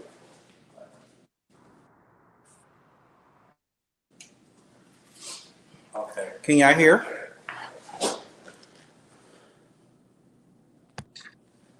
Yes, sir. Yes. Okay. Well, that concludes the teaching part of the lesson. I appreciate y'all sitting through and feeding back with me. But yeah, we can in this portion we could just get into some questions and you know Okay, I have a have a little conversation. question. First of all, I just want to thank you for your presence, for your wisdom, your knowledge, your love, the safe space. Like, we communicated, and baby, Yes. my things was just turning. But that Right. led me to, um, And thank you for that. you're welcome. That led me to asking about the contracts. Okay, Okay. so I'm in full awareness of the soul contract. I Mm-hmm. did not know because you touched on once we start rejecting certain things. Well, once we start accepting certain things, I didn't know that we were writing a contract because you kept saying, "Oh, it's okay. Oh, it's okay." Because that was me. Oh, it's okay. Right. Don't worry about it. And then when I stepped into, like, when I started doing the healing work, and I Mm-hmm. started stepping into my divine feminine, Mm-hmm. it was like an instant thing. And when I stepped into my divine feminine, I'm like, oh hell no. No, it was like I stepped into a zero tolerance. It was like Right. I could no longer tolerate all the stuff that I was tolerating. And Right. so when we talk about these soul contracts, so are you saying that you can like Mm-hmm. rewrite them? Yeah. So there's like different aspects of the soul contract because it's many layers to it. Okay. But definitely when you start off with the relationships, yeah, you can start to rewrite those contracts in regards to like the universal pull. It's like the universe is very intelligent, but it goes based off of the cycles that you keep presenting to it. Okay. So it's like, okay, if she says she doesn't like this type of friend, but she always keep making these type of friends, then we're gonna keep bringing her those type of friends because we're kind Okay. of confused. So it's like Right. when you go into the aspects of earth parents and spiritual parents, even rewriting the emotional contract. Because for even in my own experience as well, your earth parents can be very emotionally triggering to you. They could say certain things, they could demean you, they could detour you, they could try to make you uninspired in life and who you are as an individual and so on and so Yeah. forth. So you can start different aspects of it. And they say, yeah, you can. Okay. They give me confirmation. Yeah. So yes, those are different ways that you can tap into your soul contract because the more that we look at our life, the more that our contracts start to become more apparent. Like, Right. oh, I'm doing this when I should be doing this. Right. Oh, I keep getting to this place. Like someone keep trying to offer me this position or this opportunity to move or etc. And I keep denying it. And when I deny it, I go through this 2 to 3 years of up and down. When if I when I accepted it, everything is smooth sailing. Because it's like it's trying to elevate you and allow you to grow from that space, but you're being resistant with it. So it's like, all right, I'm just gonna put you through it again. I'm gonna make this man beat your ass again. I'm gonna make him just beliterate your existence again to the point that you're at a very low point, and now you gotta build it back up again. It's like when do we learn the properties of our heart when it comes to the things that we're passionate about? The experiences. But yes, the soul contract has many different layers to it, but you do have access to redefining different aspects of it. So you could rewrite things. And you could start it off even by introduction. You could be like, hi, I'm Seven Taylor. That's one introduction. Hey, I'm Seven Taylor. I'm a universal spiritual connector. I'm at the service of those that service of themselves. How can I help you today? Like, I'm different beat, different energy. Like, I'm rewriting how I introduce myself. I need energy. I'm not, hey, this is Seven Taylor. Thank you for Yes. booking. Oh, no. I'm sitting up. I'm poised. I'm of confidence in what I'm saying. And I'm rewriting how you thought you want to come at me as well. You Mm. know? Because people will be like, wait a minute, oh, I can't even approach them how I thought I was gonna approach them because now there's the terms and conditions is popping up. The boundaries is popping up too, you know? So that's translating to me as really what we're doing is taking our power back and not Mm-hmm. just accepting things What's that's been just written. okay. That makes a lot of Yes. sense. So the rewriting, like I'm into cycles and phases. Like I spend a lot of my time just really Mm-hmm. understanding how this thing called life Uh-huh. work. So are we like when we're completing a cycle and we're Right. starting a new one, are we rewriting? Is that us rewriting the contract? Yeah, Because I so know you yeah, said it's many aspects, so I'm just trying to certain yeah. points I want to hit. Right. No, no, it's okay. No, as much clarity as you need. So yes, you are. So in a bigger aspect, yes, you're rewriting it, but you're also allowing the penmanship to be in your hand this time. You Ah, know, because okay. like when before we even got here, we just was like, okay, that's gonna be my mom, that's gonna be my, because you pick you pick your earth parents, Right. you know. So that's my mom, that's my dad, that's gonna be my family. I'm gonna have a dog, da, da, da. You know, you're already assigned on what's gonna happen. But it's like once you go through that vortex, the portal, the JJ, everything seems to it doesn't exist anymore. The memory doesn't exist. You know, but there are some individuals that still can carry in and not have the whole completion of a wipeout. So they kind of already get like what they got to do. Like I feel like with myself, when I came into, you know, through the vortex, through the portal, um, there was something that instantaneously around seven, 8 years old, a voice instantaneously started to guide me through things. Like even when I would hear individuals talk about God and not liking queer people and things and stuff like that. And I'm like, well, why would he not like it if he created? Like I always had that question in my head. And then I started to just speak to what I um, signified as a source. Mhm. And source started to tell me, don't listen to that bullshit. You know, don't that's not even your purpose here to listen to feedback of individuals that's not coming from the same intellect you are. You know, because a lot of stuff when you go outside and you hearing all this noise on, you still going to your destination. Right. That's life. You still gonna have a lot of people trying to offer you feedback or offer you, opportunity to make them a feature in your life, and it's like I'm the main character, so I'm gonna skews you to the side. So it's like when you have that internal conversation with yourself. From my existence, something has always guided me. Always, even when I went into, I come from a background of sexual abuse and stuff like that. When I went into high school, my freshman year of high school, they told me soon as high school is about to begin, you're gonna be celibate. Mm. Going to high school celibate. I broke my celibacy 6 years, well, 4 years out of high school. Yeah, 2 years. Yeah, so six. I was celibate for 6 years. What I did with that is they taught me how to remove the trauma from the intimacy, so that when I do have intimacy, I'm not reverting back to that traumatic space no more. I'm able to have a new energy, a new space. Like I can love on this person, they can love on me without thinking like, oh my God, they're about to do X, Y, and Z, to me. So it's like in many ways I've always been guided, even down to like what I'm doing now. I told them when I was a kid, I said, well, if you open a door for me or crack it, I'll just punch it open. I'll kick it open. I'm not gonna allow you don't gotta swing that shit open. Soon as you give me that opportunity, I'm gonna run through it. And that's what I did back in 2013.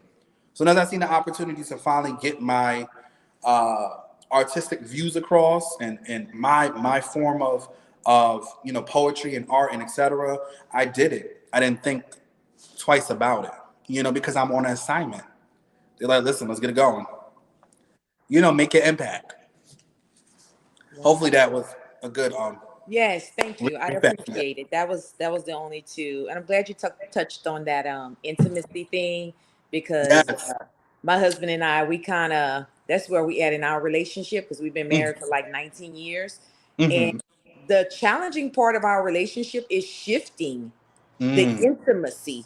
And Yeah. so I've kind of like just been tapping in, but I think, now that you've tapped into this heart chakra, Mm-hmm. you kind of like gave me the missing part because I've been like literally just setting the intent to shift it to the next level because I know that there's levels to intimacy.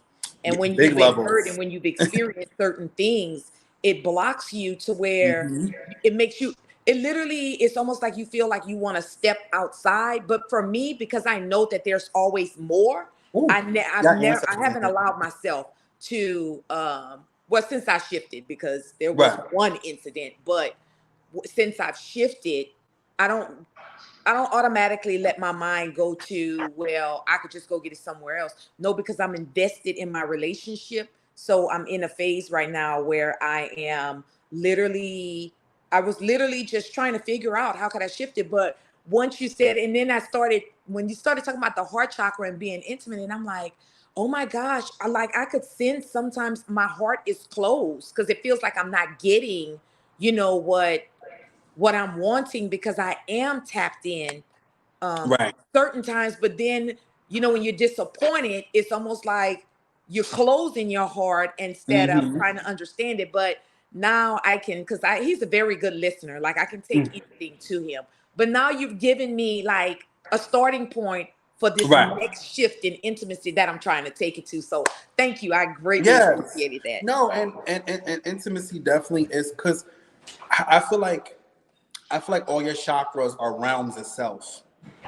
You know, like they all just like when we spoke, off air yesterday, and I said that I learned that everyone has a different conscious realm that they live in. Like some people don't know what it is to be broke. Some people don't know what it is to be filthy rich. Some people don't know. Some people don't know how to take something from nothing and make it into something because they always probably had something in it. So it's like we're dealing with all these different consciousness that everyone's viewing the world from their own personal view, and there's nothing wrong with that. And when you tap more into like intimacy, you realize that sometimes intimacy can start to conflict itself with trauma. Mhm. Because it's like even down to when we have makeup sex with individuals, it's like they made you so mad and so upset that you just got so horny. And now Right. so it's like, is this gonna become a ritual? Like, are you gonna always keep making me upset so we can have the best sex of our life, or are we gonna just have it, off GP? So because Right. you start to invite the trauma in, and it's crazy because it happens so naturally that you don't think about it. You're like, wait a minute, wait a minute, wait a minute, wait a minute. We keep doing the same tug of war, and now we're back here.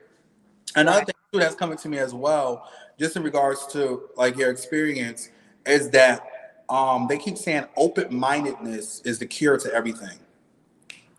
All right.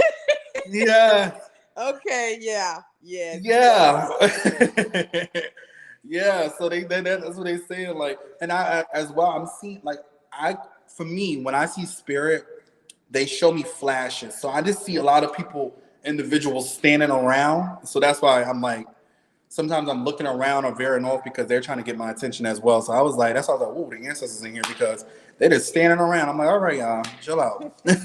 Well, thank you. I appreciate it. You answered all of my questions. Thank you. And I'm Well, tap into that thank you open for minded. yes, thank you for the feedback. Thank you for just having that intimate feedback with me. Then I know y'all got some questions or anything y'all want some clarification on or I do. I have a question. So, hey, firstly, nice to virtually meet you, Seven. My name yes. is Yeah, we've been so, chit chat. We were trying to get a little firstly, I conversation in want for a to say minute. divine thing. It's all good. So, Okay. firstly, I just wanted to say this was so great. It was so nice to learn about like the spiritual, it just kind of took the pressure off of my relationship with my mom. It just made me grateful for what it has become because I do have a Yeah. spiritual mom too. So I love Yeah, that. come on out. Shout But out I to the also spiritual mom. wanted to ask you, okay, so it's like I feel my heart chakra just like doing stuff because this is about a Mhm. friend, right? So this is a friend who I've been friends with since I was like 13. We went to high school. We went to high school together, to college together, roommates.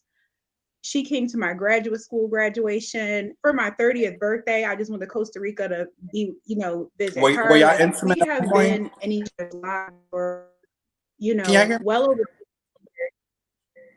No, mm-mm, You can't hear me? No, no, y'all wasn't intimate. Okay. and no. So yeah, so this was one of my good friends. So mind you, along our path, we took different journeys. I went on my journey Okay. to do my divine purpose work, and she kind of she's a little bit more hmm, let's say she's beautiful and she like to date guys with money and like go on the Hmm. yachts and do the things, which That was fine. physical love. So kind of like finessing guys and stuff like that. Yeah, Right. so it was kind of more so kind of like finessing and using, but Hmm. it wasn't me in my life. I had a Does she man, have mom I wasn't really, issues? so I wasn't really thinking about her mom passed away when she was a little kid, and her dad, she has dad issues. Okay, because She had a she's really missing rough that she's missing upbringing. that So I feminine think that all the, yeah. No, go ahead, keep talking. I'm sorry. yeah, no, you're fine. Yes. So you're feeling the energy. So Mm-hmm. now at this stage in her life, mind you, I I had my star seed awakening, already had other awakenings, but had her star seed awakening. We're on this journey, right? But Mm-hmm. something, so for me, I'm a psychic medium and empath and all the things too. So no matter how you're presenting, I always feel what's really happening in your subconscious, all the things. Right. And the thing that I've been feeling from her is like competition energy, Mm. comparison energy, Is she not a fire sign? fully being happy for energy. I've been also noticing her judging people for the way that they look, which really hurts me. You know what I'm saying? Mm. Like saying someone's not a bad bitch because they don't look a certain way. I don't like Right. that. And infidelity with, infidelity with, whatever. People do whatever they Right. do in relationships. But I know that when God sends you your divine counterpart, there's a certain way to navigate it because I'm on that journey too. And so I Mm-hmm. feel like, in the last few, I feel like I've been her conscious. Has been the person that she can come to and tell her truest stuff to, because she didn't really show her true self to everyone else. Right. But Because you could see her. now feel it's like now the energy irritates my spirit. I can see her, but what I'm seeing when I saw her in Costa Rica, I loved who she had become. I was like, wow, you are you. I love this for you. But when Mm-hmm. she went back to the States, it's more ego, you know, ego. Mm. And for me, it makes me feel very unsafe.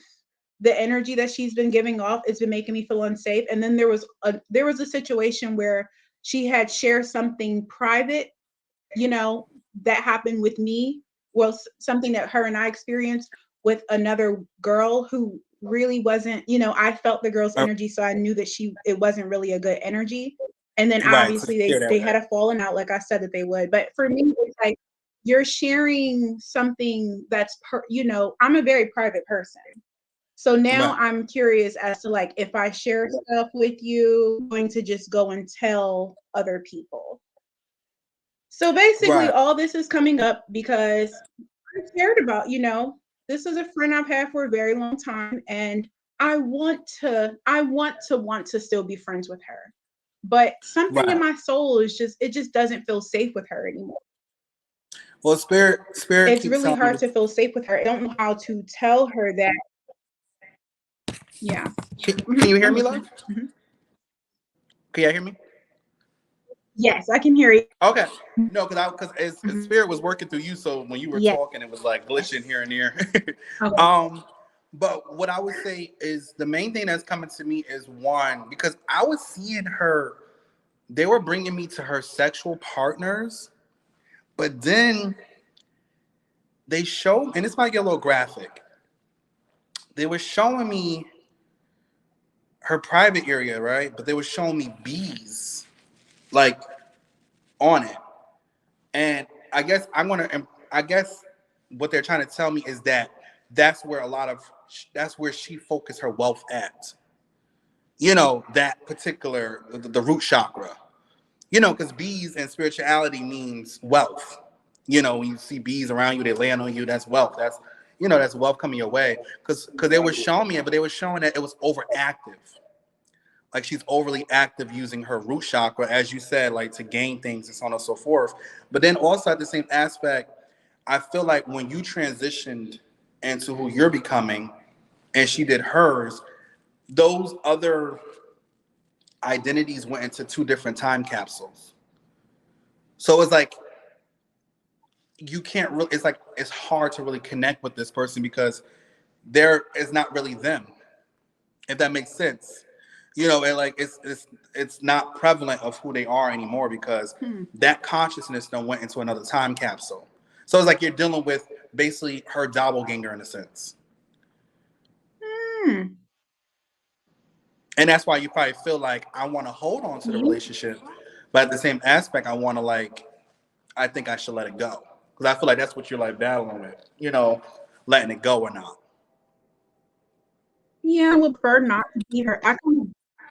Yeah, I kind of want to, but I just don't know. Like, I don't know, because it's like you know how when you really love someone, you want to give them a chance to evolve. Mm-hmm. I'm like maybe we're into the But heart chakra are and you like giving it? listen to the soul and not the ego, and Right. Are you giving her it's okay what you think? I treatment? don't know. Because sometimes, again, we're signing the terms and conditions. Did you have a conversation with her in regards to the growth that you would love for her to exhibit, or or did you dance around it? I did tell her the thing that hurt feelings with the whole sharing my private information. So I did say that. But I Mm-hmm. just don't know how to say directly, like, I don't like when you judge people, women on the way that they look. Like if they don't look a certain way. Like I don't know how to just I don't know. I didn't really say that directly. I would say it. I did tell her that I think a lot of the karma really okay. Yeah, I would give it because the thing about it is I like you're think that dancing the around challenge with her yeah, garden and you're not letting her know where the root of the right. problem is. So all you want to do is keep watering her plants because she gonna be like, oh, I'm doing something good because she ain't checked me yet. Sometimes you got to check the soil, get to the root of it, and leave your heart. And sometimes you got to leave the heart out of it at times because again, Um, the heart be so blind because you're trying to protect the relationship and you're trying to have this. You're trying to own in on this relationship, and it's kind of like, let's move the heart to the side. Let's deal with the crown chakra for a little bit. it's just Logical. yeah. Okay, let me do that. Yeah. But at the same aspect, spirit is like, do not I always say this to everyone, and did this with that since the beginning of this month. Do not overstimulate your role. Because sometimes you want to be so prevalent for so many individuals that you just become just dry and just all your energy is become absorbed. I feel like your friend, I feel like your friend has the Jezebel spirit on her. One, that's what's coming to me. But then two, I also feel like even with her experiences with sexual abuse and stuff like that is what keeps gurgitating itself back up in her life. Because that's kind of like the love that she was introduced to in a sense. Like the physical. She wasn't introduced to the soul connection first. You are more on a soul connection. So you want to get to know someone, you want to bond with them, you want to understand them. She might just be on a like, listen, you got money, you got this, let's get it over with. Prostituting the soul, basically. But she has to find because there's a lot of hurt in her, and that's why I asked about the mom thing, because I could feel like the that high priestess energy in her, and the temperance energy is they're like eating at each other. Because like she don't have the proper molding of like, okay, I seen a woman that I admire do this thing called life, but because her mom, transitioned, and she just had her dad could tap in with feminine nature and stuff like that. But again, some people that are based in just a physical representation, they need to see something that looks like them. Like, dad, you have a penis. So it's like, I might look like you characteristic wise, but I will relate more with mom because she has the same things as me, organs. But at the same aspect, it's like, do not overstimulate your relationship with her, because you're gonna drown yourself in that feedback where you feel like, damn, I should have really just allowed her to do her and let her have her own repercussions of things. Let me fold this whole thing up. You know, oh, I like certified. that. And then Thank and you. you can, and you'll have a lot more experiences like this. But I would say definitely. Say it again. I'm sorry, your thing was breaking up. I'm like, oh, but go ahead, I'm listening. Yeah. You know how you just, I don't really want to have any more of those experiences. I'm tired. Well, the next time that you have them, you'll know how to Yeah. detach I from just them. feel like I really feel, because I feel how I feel. Yeah. Right. Yeah, it's like, because it's like Okay. it's teaching you. It's Thank you. teaching And you then to learn. sorry if I go over you. Sorry. Okay. No, it's okay. It's like the connections keep going in and out. Can you hear me? Yeah, I can Okay. hear you. It's just breaking up at some aspects, But but what were I you can going see to you. You look say? beautiful. Are you working with Thank any of the you. Orishas? Currently, right now, I'm really working with Egyptian goddesses. Okay, Egyptian goddesses, because you have a very poised energy to you. That's why I was like, I'm like, okay, is she working with like Oshun or anything? But okay, so you're working more with the Egyptian goddesses. Okay, okay. So my father god is Shango though. So Oh, Oya, okay. Mother I Oya, love yes, that. And then Charlotte. Yeah. yes, because you look radiant. I feel your Yeah. energy. But thank you so much Yes. for that advice. I feel like I need to be honest, even if it hurts her feelings. And Yeah. I don't know. I feel like I might need to say I need space while you grow, because I don't know. I think I'm gonna just have to say I don't really feel emotionally safe with you right now, and just be honest about that. So And thank you yeah, so and that's much. it. Right. Honestly, and that's it, because it's like I can't give you anything that I wouldn't give myself. You know, and I will want feedback and in the best Yeah. ways if we're gonna have this relationship, this dialogue. You know, and I know you also hit me up about something else too. We Right. definitely talk about that off camera as well. But yeah, um, but yes, how about anybody else? Tiana, Stormy, Moonchild. Anybody got some questions or anything? I did see Setify was in here. I don't know if I'm able to add her to the stream. Can I? Oh no, they only letting me add 6 people at a time. This is interesting. Okay. Well, the comment box is there too. My bad. I'm extremely late. I overslept. It's okay, love. This is being recorded, so you could definitely I'll send you the playback of this, so you can catch it from the beginning. But still, thank you for joining. I know how that be sometimes. The body need to rest. But does anyone else have any questions or dialogue, commentary, feedback? Um, I do. Oh yes, Hey, come baby. through. Yes, you know what's been going on with Okay. me. Yes. Running a train over here. Literally ran away on the train. It's been 2 weeks. Mm-hmm. But I have to say that since you explained what Earth parents were and the origin story, I was Yes. able to finally break out of my I forget how you put it before, but I always call it a vicious cycle with Right. my family because it's always going back and forth with like, oh, we love each other, we're very in love, and 3 weeks later, now we all hate each other, and everybody's got to leave the house. Right. Everybody getting kicked out. Right. Everybody just, it's always something. And finally, I took a step back and was like, I don't need to do any of this anymore because I'm so far past this in a different timeline. I'm just sitting here holding on for nothing. Yeah.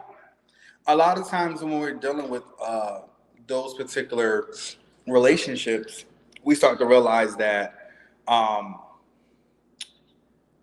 you're always bringing the pot to the table, Mm-hmm. and then you're bringing the ingredients to go into the pot, and then you even taking the time to heat up the pot and make sure you got enough bowls to go around for everybody to get some of that soup. And it's like, okay, when are we all going to participate in making this potluck? Yep. When we're all going to start bringing something to the table and we all play a part, you know, and Mm-hmm. that's like a very important space that I even got to with individuals, because you realize that you can have all the patience in the world for others, but there are some individuals that just have the very minor patience for you. Yes. Like, I could listen to someone, and I've had a lot of moments where I've had a long day of readings and business, etc. And someone calls me, and I choose to answer the phone, and they're telling me about all these different things and so on and so forth, and I'm just giving them feedback. Mm-hmm. In that moment, I don't even attend to the emotion I just felt of like, ooh, so they drain me. It just I go back into that teacher mode, or back into that spiritual services mode, or Mm-hmm. whatever aspect of seven you're trying to get. And I realized, like, okay, when I really don't want to talk or be bothered, I just say it. I just say, hey, seeing your call, can I call you tomorrow? Can we schedule it for a better time where my energy is the best for you, and vice versa? But then times you could have experiences where you just answer it because that's your friend. Yes. And my spirit is like, they're like touching my back. That's the way of them. That's the way of them showing me their love. Like, my Yeah. back is warm as hell.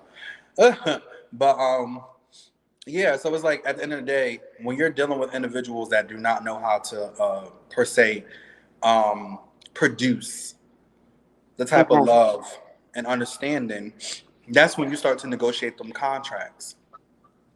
Yep. I felt Yeah. that. I felt all that negotiation coming on. That's the moment my mind Okay. said we need to leave, we need to skip, get out of Dodge. All them contracts is just, oh, this way, to the point now where I'm in South Carolina. Right.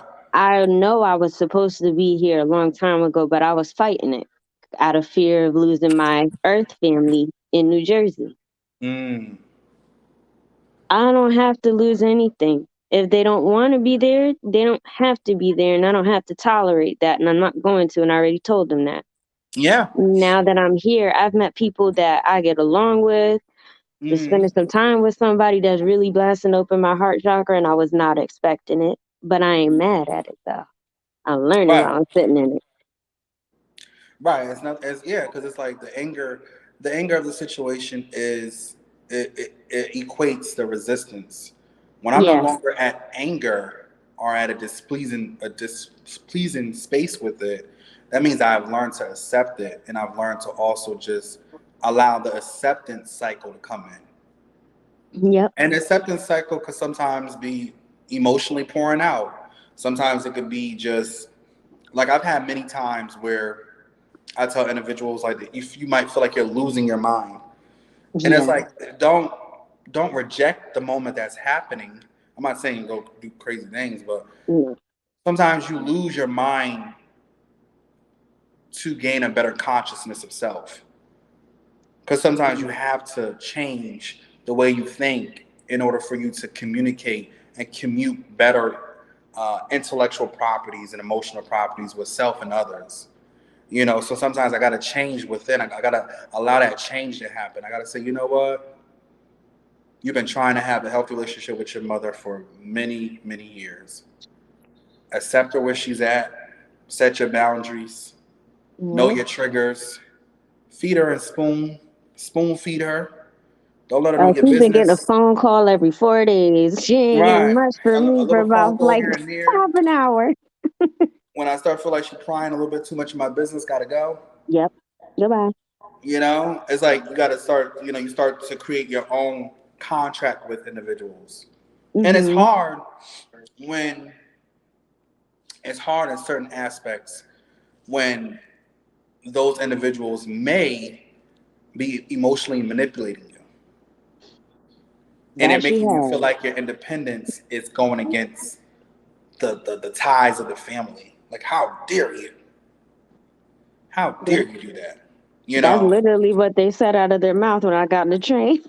hmm Because it's like you're going against that threshold, and you're not allowing them or anyone to convoy your message anymore. You and Yeah. congratulations, you took the power back. And Thank now you. this I is what wouldn't have been happens. able to do that without you. Thank you. You're welcome. I'm always happy to help and inspire because it took me for a long time to realize that there's a thin line between your earth parent being a bully, being a handler, and so on and so forth. Like I said, Hmm. a lot of these earth parents are not really here loving you. And if you do got someones that love you, hold on to it. Yep. But a lot of them be just adding on, giving you that karmic debt that you experience by being here in this earth realm. You Oh know, yeah. a lot of them are not really here to find a solution. They're better off with a lot of oppositions against you. Yeah. They're better off with the arguments. They're better off with the non-talking. They're better off with sweeping things under the rug. You know, I'm like, if you want to face me, face me. If you want to be here, be here. Hmm. But all this running and hiding and all these other things that you're doing, it means nothing to my existence at this point. Yeah. You've done Like these you. tricks before. Sorry. No, go ahead, love. I'm sorry. Go ahead. Like you were talking about with Dr. Kelly. Mm-hmm. With the level of intimacy Mm-hmm. changing in different areas of your life. Like I Right. realized the level of intimacy that I had with the Earth family in New Jersey, and not just my immediate family, like every family member from New Jersey has not talked to me. Mm. But every family member in South Carolina since I've been here has reached out. They've been reaching out since before I got down here and everything. And I Right. realized I said, okay, my intimacy level just hiked up. Change. I don't want to be sweeping stuff under the rug no more. Right. I don't want you controlling this aspect no more. Like I want us to have an open catalog with each other. Mm-hmm. And if you can't do that, then I need to go find some people who will. Yes. I need to have genuine feedback. Yes. But And I that's have it. to yes, and I have to say thank you. The Medusa ends helped all of it. Like I Yes, wouldn't have come been on now, able to get Medusa. that far. Listen, Medusa come through. Yes. She comes Definitely. through. She comes through and that protection, that ancient evil eye that she offers, she definitely and she molds you in your origin story as well. I You know? After you explained that and you had introduced me to her on a deeper level, I felt that. I started calling out to her and I felt the hand just touch me, said like I know what's going on. Like we got this. Yeah. Yeah. Because that aspect of Medusa is very powerful. And there's other aspects to her as well. But that's what Hmm. everybody has different aspects. But yeah, but that particular aspect, oh, just talking about her just got me warm. Oh my Yep. God. I feel it. Oh my gosh. But yeah, it's just like what I realize is that no matter what you're doing at any given time, if you truly don't feel the moment, feel the atmosphere of what's happening, are you truly living in it? Or are you just existing? Mm. Are you just letting life go by, or are you living life? What is stopping you from doing things that you desire? You Yeah. know? But I'm happy that you are in your origin story and you're feeling that power. The power is very strong. You know, it's very strong when you start to say no. Hell I no. love it. I love it. I be looking at people just for practice. No. Yes. Okay. No. Okay. No. No. I don't have time. Not this time. Not this lifetime. Y'all got me before. Yep, not again. Not again. But yes, anyone has any more other questions or feedback? I know Certify put her in here. Yes. I mean, Hey, I also certified. I know Certify have seen the visual. I wanted to do the visual thing for y'all too, but I don't know something's going on with that. But yeah, you got any like questions or anything about the heart chakra, about things to do, things to release? Before I in our class session today. Um, I think you gave me everything today. I needed this class. Yes, I'm happy. I'm happy you came. I'm happy everyone's able to show up and show out and Mhm. connect in. And it's always a beautiful thing to connect. Oh yeah, this was very loving. Yes, and I love that y'all were engaging, throughout the whole course because it was just I was just talking. Excuse me, I was just allowing the talk to happen. But Certified Moonchild, any comments, questions, feedback? Hold your peace. Let the peace be whole. Are y'all there? Well, I missed a lot of it. So again, my apologies. No, it's okay. You're gonna catch the playback. But you did see we did do the visual intimacy and trauma bearing thing together before when I previewed it with you. So I know you've seen that portion of it, even though I was trying to do that with y'all as well up here. But I might just have to do like a Beagle live again and do it that way because the thing wasn't downloaded the way I wanted to. But do you have any like questions or anything, feedback? You said something about releasing. Mm-hmm. Um,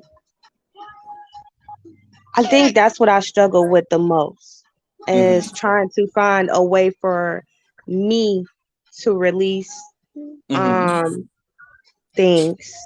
Right. So okay, so releasing is it's sometimes not the most beautiful experience.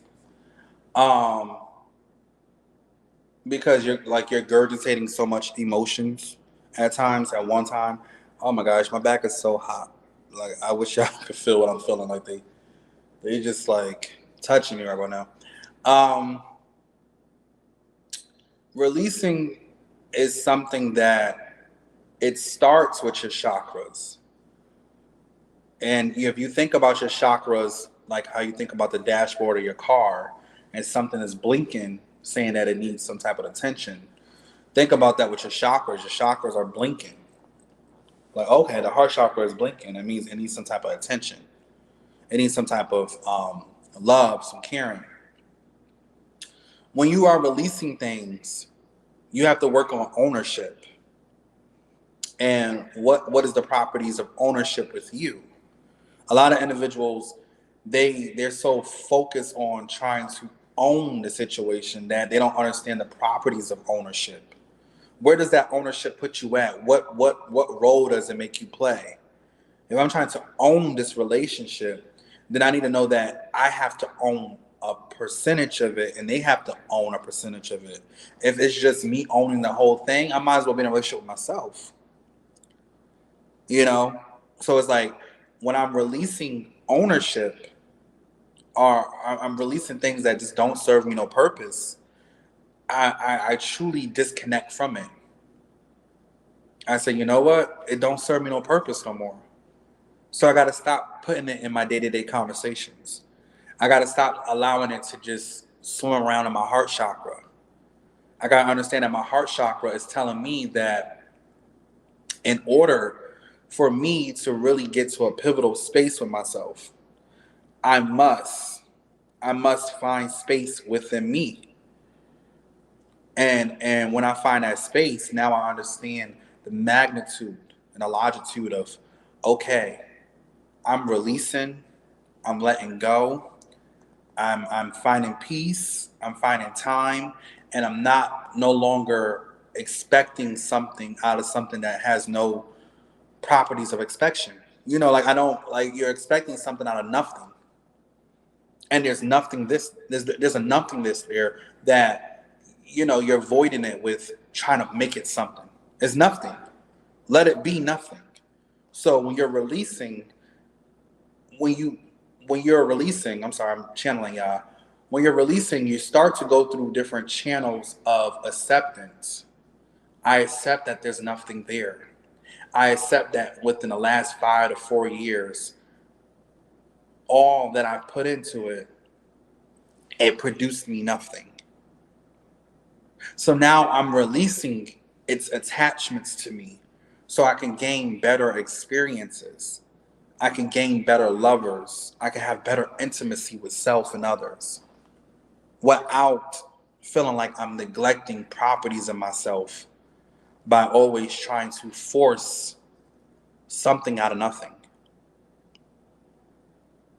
Everything has its own department and coordinates. But at the same aspect, when you find that nothing is trying to become something, then you work with that. But if nothing is comfortable with being nothing, I gotta release my attachments from it. Because I'm not gonna get no profit at the end of the week, at the end of this cycle.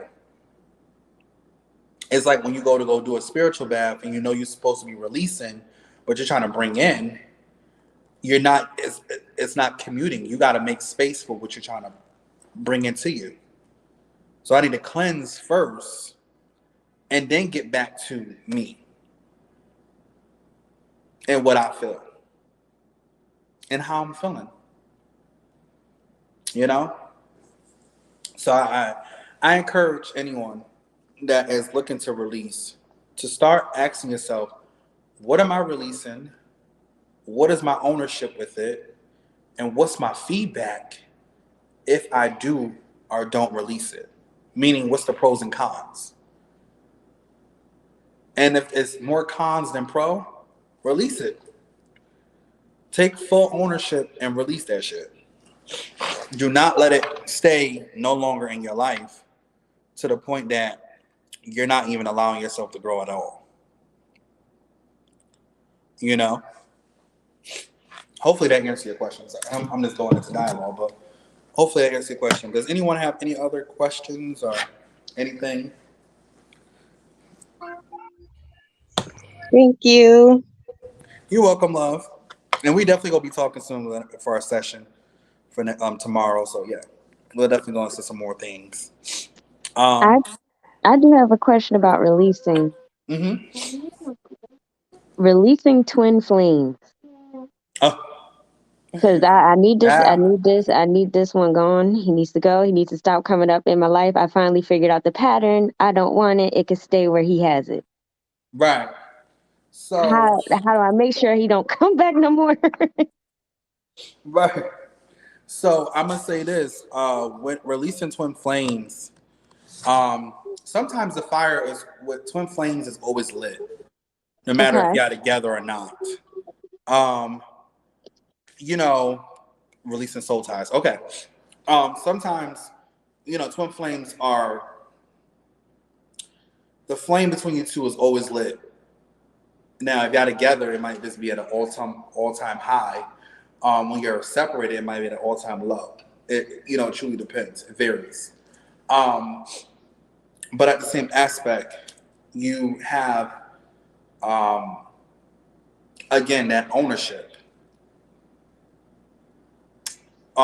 You start to own the properties of the relationship, and you start to attract those properties over and over again, where you start to compare or contrast or whatever the situation is. So when you're releasing a twin flame, and this taps into soul ties as well, you have to go through some cleansing rituals, obviously, but then you also have to start to recognize the pros and cons of this atmosphere. Because sometimes when someone has imprinted their energy on you, it's like you don't get but so far with other individuals besides them. And that's what the whole soul ties is and twin flames is. They imprinted their energy on you. They put some type of ownership on you that you always somehow find your way going back to them or find yourself just connecting with their frequency. Even if you got a really good guy or a good girl in your life, you know. So releasing it, I would say you could tap into different things. There's candles, magic that you could utilize, like to break that contract between you two. I guess I'm gonna call it that, the contract. Um, there's also different meditations. There's also asking them verbatimly, "We are twin flames. Can you release me?" Oh, I'm definitely about to do that because it's been going on about 13 years playing the same cat and mouse game, running around. Right. I don't want it anymore. I don't have time for that energy anymore. If you like, yeah, I just want it released. I don't You want want to. I to don't really, want that stronghold on there no more. I can feel it. I can still feel it to this day, and I'm like, if you don't let me right. You're like, I'm just done. I'm done with it. go, Yeah. yes. And that's it. So it's like, yeah. Sometimes you can write it down. Sometimes you got to write it down and it's burning. I think I You might just have to do that. and just write down like I'm releasing such and such first name last name from this twin flame experience that we're having, and make sure you say I just wish them the best or etc. And you fold it 4 times away from you, not Hmm. towards you, but away from you, and then burn it. Okay. Send it to the ethers. That's what they tell me to do. Send it to the ethers. So there's a multitude of different ways, and you might just also have to just do a lot of just spiritual baths, etc. So you can um, keep that energy with yourself healthy. Because sometimes when you're away from a twin flame, you feel it. That's what I was feeling before, but then it's just like every time we try to get closer, even as friends, it starts to get toxic. Hmm. And I don't want us to be like that anymore. If we could be friends, then let's be friends. Yeah. That's fine. But I don't want this weird stronghold you have over me that you think you could come back every 3 years Right. And deal and you have and deal with me complete however. ownership over this whole thing. No, you don't. Right. No, that's true. A lot of times they feel like they have this ownership over you and they could do whatever they want to do. And yeah, no. Okay, so You I'm will want definitely to, gonna do that. yeah, you will want to release Yeah. that energy and release just everything that's tied in with that. Oh yeah. It's Definitely. very Thank important. you. Because I've been struggling with that last little piece right now. Right now I'm happy. Like I'm harmonious right now. Like please leave. Yeah, no, it's just the, sometimes it's just the aftermath of emotions that hit us Yeah.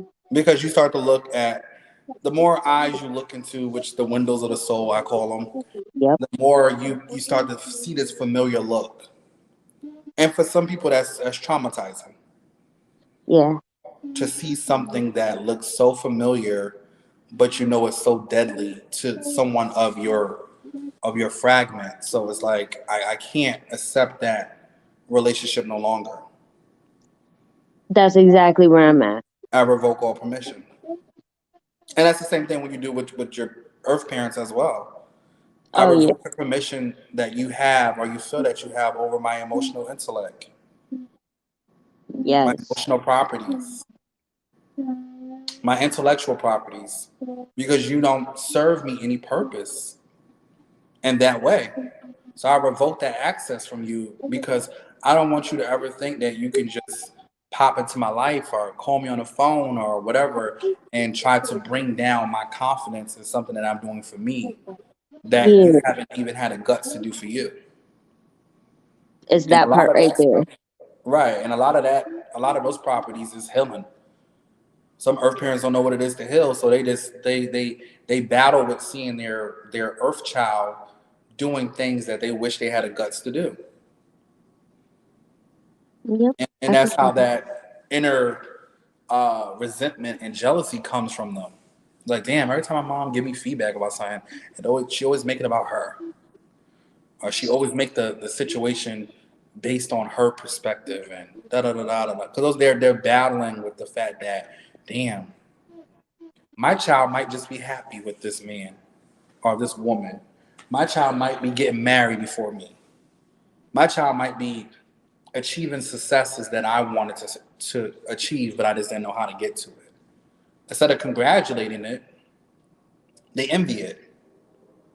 You know, that's something as Hmm. well that you become, and that taps into more. Like I said, I go more deeper aspects of it in my book about Earth Parents, spiritual parents, but it goes deep.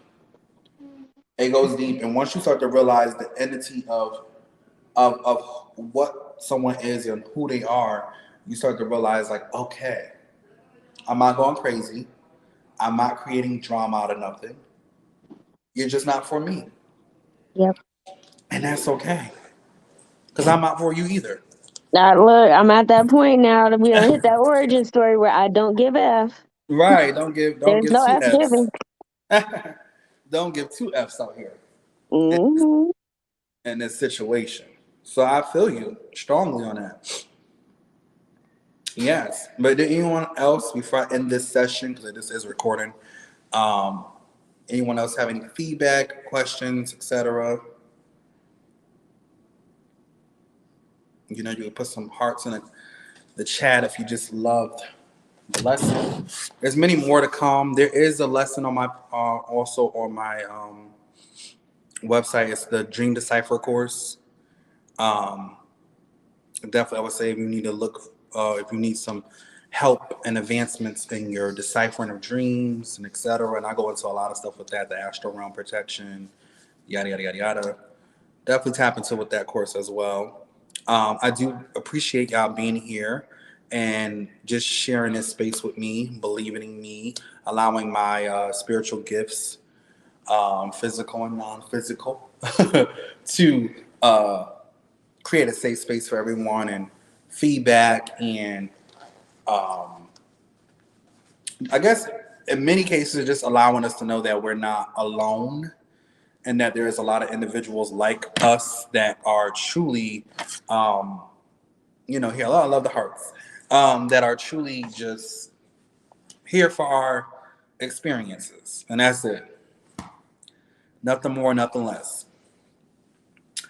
But okay, we're definitely done with this course. I know I have a session coming up with Dr. Kelly in a little bit as well. So let me prepare for that. Let me do a little saging because spirit is definitely heavy in the building. Um, and yeah, I thank y'all so much for joining me. Thank y'all so much for the support.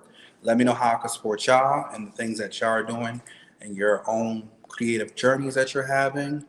And yeah, until next time. Let me just look at the chat. Because y'all popping through. Thank you. Yes, thank you. Thank you all for coming. Even everybody that kind of dipped out because they had some things to do. I know we like at the beginning of the week, so everybody got to work and stuff like that. But I appreciate y'all for coming through. Even Certified, I know you overslept. You probably needed that rest. But thank you for still just showing up. That shows a lot about your character. I'm still gonna show up. I'm still gonna show out, even if I'm running a little late. And we love it. And you'll definitely catch the playback on everything. I'm gonna send it to everybody. I'm most likely gonna upload this to my YouTube, but I'm probably gonna put it on private for a little bit, send it out to those that purchased the course, and then have it available for the public at following after it. I want to give everybody that exclusiveness because you should have been here. No play. Thank you all for joining me. All right, let me go sage real quick. I feel like Spirit want to talk to me as well, and then I'll be calling Dr. Kelly in a little bit to tap in with a session with her. Dr. Kelly is a phenomenal individual. She was up here. I don't know where she at, but we just came across each. Most of us came across each other through TikTok. Some of us through YouTube, etc. So I want to greatly show my appreciation to just everyone up here. And I hope that the life that I speak in you is something that you can water your plants with. You know? But until then, see y'all soon. Bye.